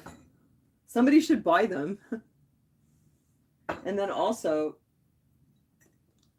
when I bought myself a new Bakelite sewing box because my other one was destroyed. And he gave me this. Like, this came, I mean, I bought a lot of items, and this came with it. It was an old Corby's whiskey bottle. And then, believe it or not, I found the Corby's glass in a thrift store. And this used to come as a set. It was like a package that you would get the bottle and the glass and the box, I guess. And so now I have like two things from the same set, and it's from the 60s. So I thought that was cool. I put it up. It hasn't sold, obviously. Oops. Oh my god. The sound of glass clinking around in there. And you know what? I never showed you these. These were nice too. These were sitting around in the thrift store. Yeah, it's nice stuff. Like, somebody should buy it. These were super cheap, but wait. Does it sound like crystal? I don't know. Maybe it's glass. Anyway, they're mid-century. Maybe it's not crystal, but I thought it was because it has the rainbow reflections in it. How can it not be crystal? It doesn't sound like crystal though. Wait, let me check again.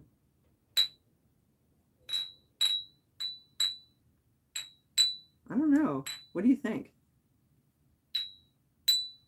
ASMR. Does that sound like crystal to you? I think so, because I think when it's glass, it just sounds like clunk, clunk. It has a ring to it. I think it's crystal. It has rainbow. I got 4 of these, but I don't smoke. But I thought they were cool. But okay, good night, Cajun. I'm gonna have to go too soon. I'm going to bed. But look, see, they're nice. They're these like mid-century little mini ashtrays, and it's like something you'd have in like a hotel room or maybe like a restaurant. Little tiny ashtrays. They're so cute. Hi, Annette. Welcome. I'm probably gonna head off soon. So I don't know. I thought they were really cute, and I found 4 of them, and they were matching. Yes, I really did get lip injections. I know you're late to the party, but I'll tell you. Anyway. Ah! They are lead crystal. You know what they are? Oh my God. Thank you so much. I'm so glad I brought them out. Because they have the rainbow. You can see like beautiful reflections. When I saw them, I was like, oh my gosh, they're so pretty. Arc France. Oh my God, thank you. Because I looked and looked and I couldn't find it anywhere. Do you know the time period? Is it 60s? Okay, good night, Sabrina. God bless you too. I'll tell you about the lip injections, Annette, before I go. But Catch 22, do you know anything else about these?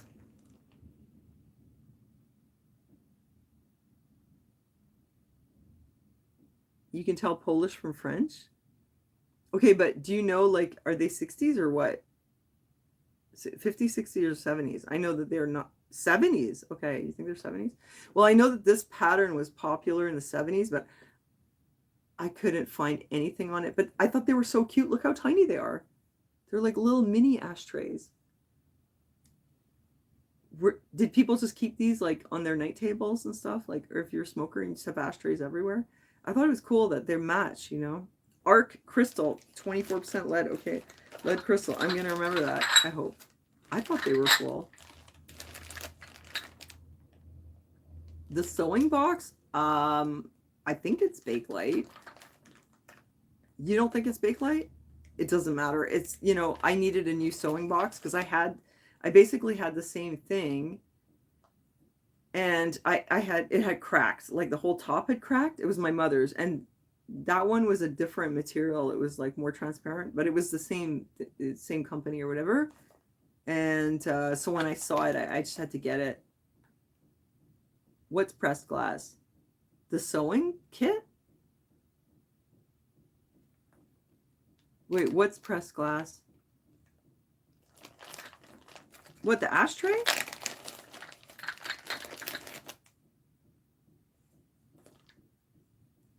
Wait, what was the name you said? Arc? Okay. Rosie, what do you think? Yeah, of course, I use Google Lens all the time, but nothing came up for this. I mean, I wouldn't want to say that it was crystal if it wasn't. Okay, these are not crystal, they're glass. Okay, but they're still cute. You don't think it's crystal? Okay. But they do have a lot of rainbow reflections in them. Okay, but Rosie really knows. She's been doing this for a long time.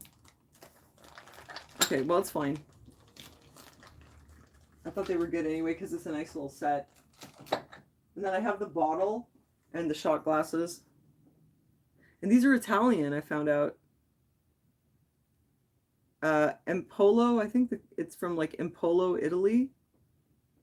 It's a decanter. I'll show it to you. 1970s, I think. And I've seen these, like, I have 2 shot glasses, but I've seen these with the set, like, listed for, like, so much money. But it doesn't mean it's going to sell for that much. Arc France? Oh, okay. Ashtray, shot glasses. Well, I have the tray.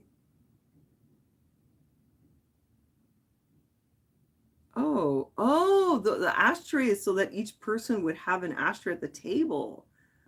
Interesting. Interesting. So much good info. Thanks.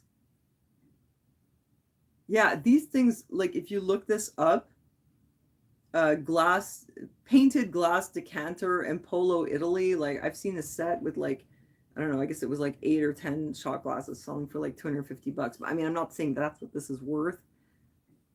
But anyway, this was something, you know. I spotted it. I took it anyway. That's just for selling. And there's this. Rosie, I don't know if you've seen this one before. It's like a Imperlux perfume bottle.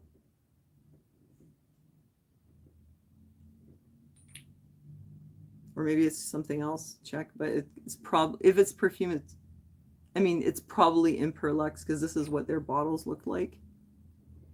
See, it's got like colors inside. And then this is like cut crystal. Yeah, I was surprised. They sound clunky like glass. They kind of do.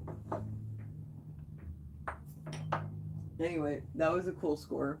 And then there was just those glasses. I need to unload some things. I've got still this. I haven't sold this yet. The super tacky, like, I think it's a soap dish. You want to see it? Yeah, okay. Yeah, this is my starfish soap dish from Florida. I thought it was cool. Okay, yeah, I'll show it to you. Tell me what you think.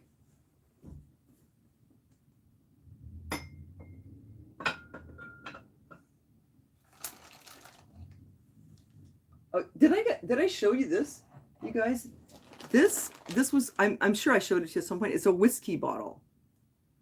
It was called Old Tennessee Tavern Whiskey, and they would make this. This was a special series they made at Christmas. It was from the 1950s, and it's like really thick. What do you call it? Silk screen. And I found this thing, and I looked at the bottom. I was like, oh my god! And yeah, it had some like English writing, like it was American. So I grabbed it.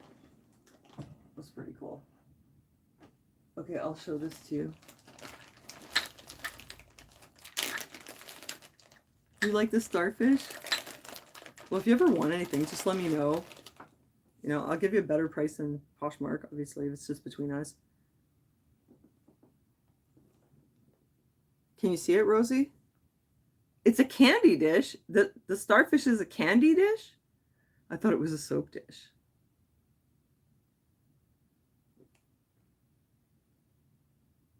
Yeah, they're cut. Yeah. And they have a lot of like rainbow reflections in them. It's not focusing very well.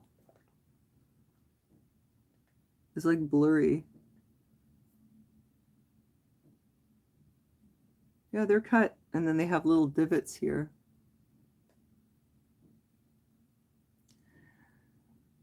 Yeah, this was from, yeah, it's like Goodwill type place. I've been to Goodwill. I also buy things on Marketplace, and I also well, that's what we're trying to figure out if this is crystal. I thought it was because of the rainbow reflections. Um I've been to like some smaller stores. I've been like all over, you know. Yeah. I try not to buy like tons of junk, just when I see something special. The big cuts for cigars? Well, it's not that big. It's about the size of a finger. To me, it looks like a cigarette. But it's interesting that this would be like something you would put on the table. Because back in those days when everybody smoked, you smoke at the table and you have your own ashtray. Interesting. I thought it was a cool thing. 4 little matching ashtrays like that. I would have used the starfish for soap. Because to me, like beach theme, it seemed like bathroom type stuff. But The ashtray is an individual tray. That's why it would match the set. Everyone would have their own. So you're not sure if it's crystal or not? I forgot the name. What did somebody said it was dark? Well, anyway. Oh my god, and I got these too.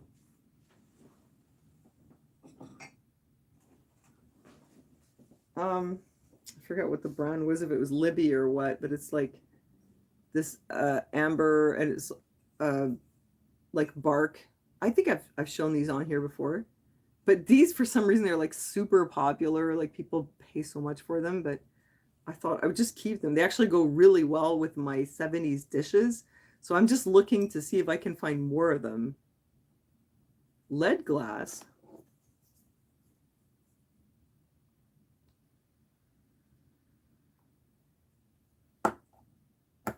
Google Arc Crystal. Okay. No, I don't have any depression glass. I never got into it. Yeah, so these are pretty cool. Apparently highly desirable. I'm going to try to find more of them. I figure, eventually I'll come across some more. And they were cheap, for what they are. They're so cool. Oh no, I didn't show them to you. I only showed them to my buddy Isabel. She's my thrifting buddy. Yeah, these are cool, eh? I only have 2 though.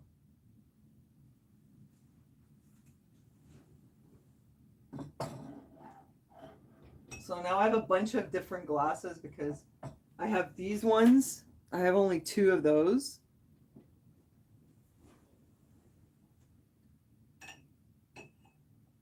And then, oops, I have 4 of these. These are amazing. These are 1950s. These are like incredible. You'll never find this anywhere. Like you can't find these online. There's like one, it's on Pinterest, Those are very unusual.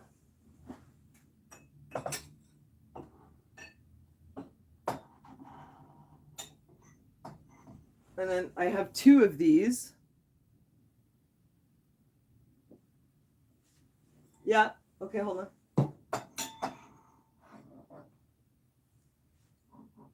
And I have 4 of these. They're like Art Deco style, but from the 1980s. These are super cool.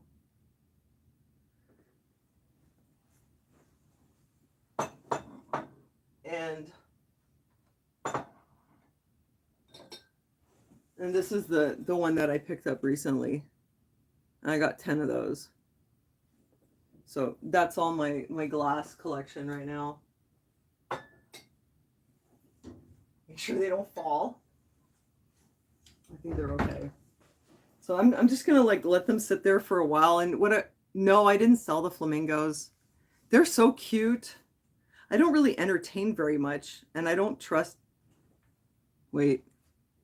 Yeah, I don't really trust Aaron and Gunnar with these fancy things because I don't know, a lot of stuff gets broken around here, but maybe someday I'll have people over and we'll drink out of pink flamingo glasses. I don't know. Anyway, I like keeping them for now. I'm trying to sell the blue ones with the bubble stem though. Yeah, they're really cute, those pink flamingos. But I don't feel like selling them right now. But I paid quite a bit for them. Like I paid $30 for 4 of them. So it wasn't like I got them super cheap. So it's not like really worth it for me to, like, what am I going to do? Sell it for $40 and make $10, They're really cute. I'll use them for something. Like if I have some girlfriends over or something, we'll use that. I'm going to get rid of the blue ones. And I got a bunch of other stuff I want to sell too. Like the Corby's liquor bottle and the decanter and the other crystal glasses. All that other stuff I'm selling. I better go to bed because I'm going to be destroyed tomorrow. But it's been fun catching up with you. Oh, Cristal Dark. Oh. Oh, I know that brand. I think that those other glasses I have are Cristal Dark.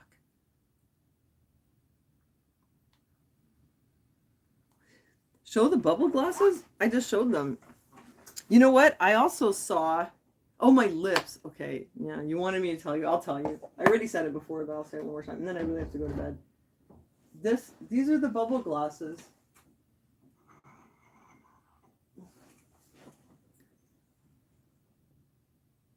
It's cobalt glass. I don't know when they're from. Maybe Rosie, do you know? I can't date this. But they're handmade. And they even have like a little divot here, which is totally smooth. I I don't know.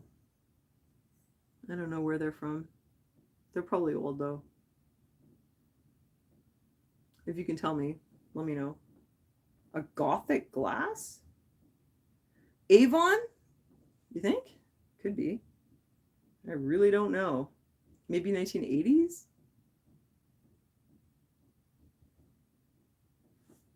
Hmm. But it's not my style. I don't want blue. They belong to my father, actually. Oh no. Yeah, you know what though? When I bought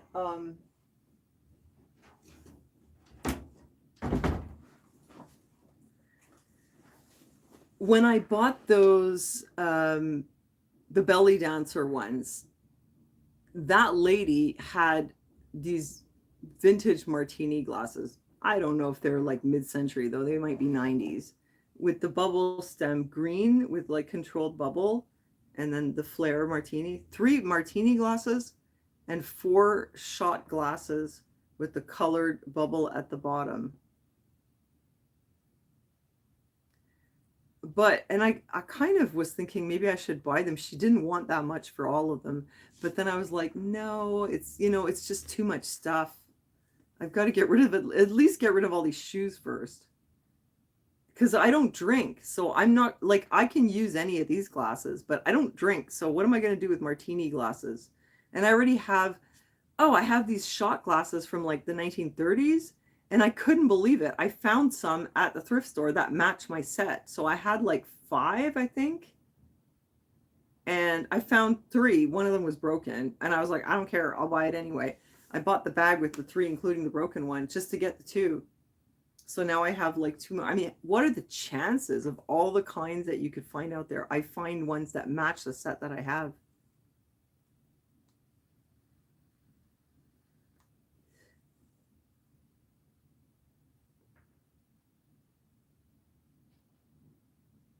Yeah, so nobody knows how old the blue ones are. That's okay.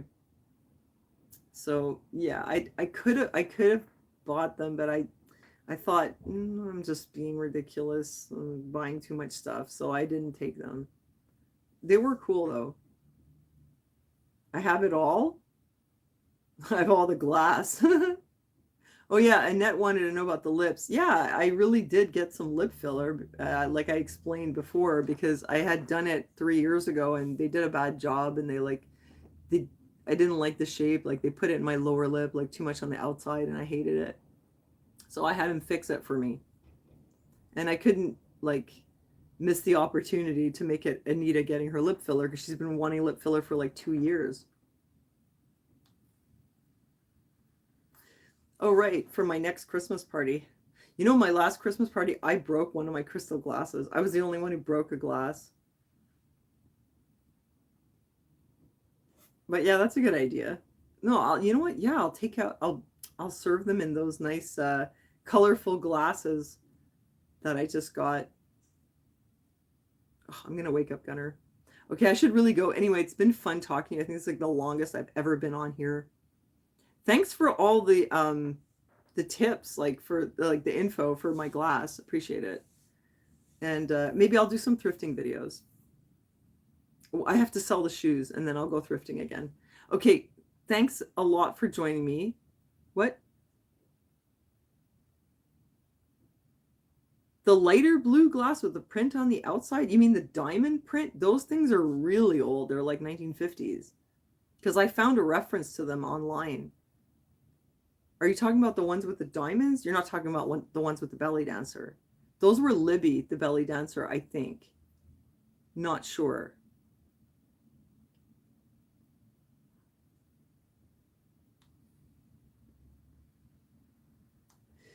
But I feel like there's a bit of progress in figuring out what it is.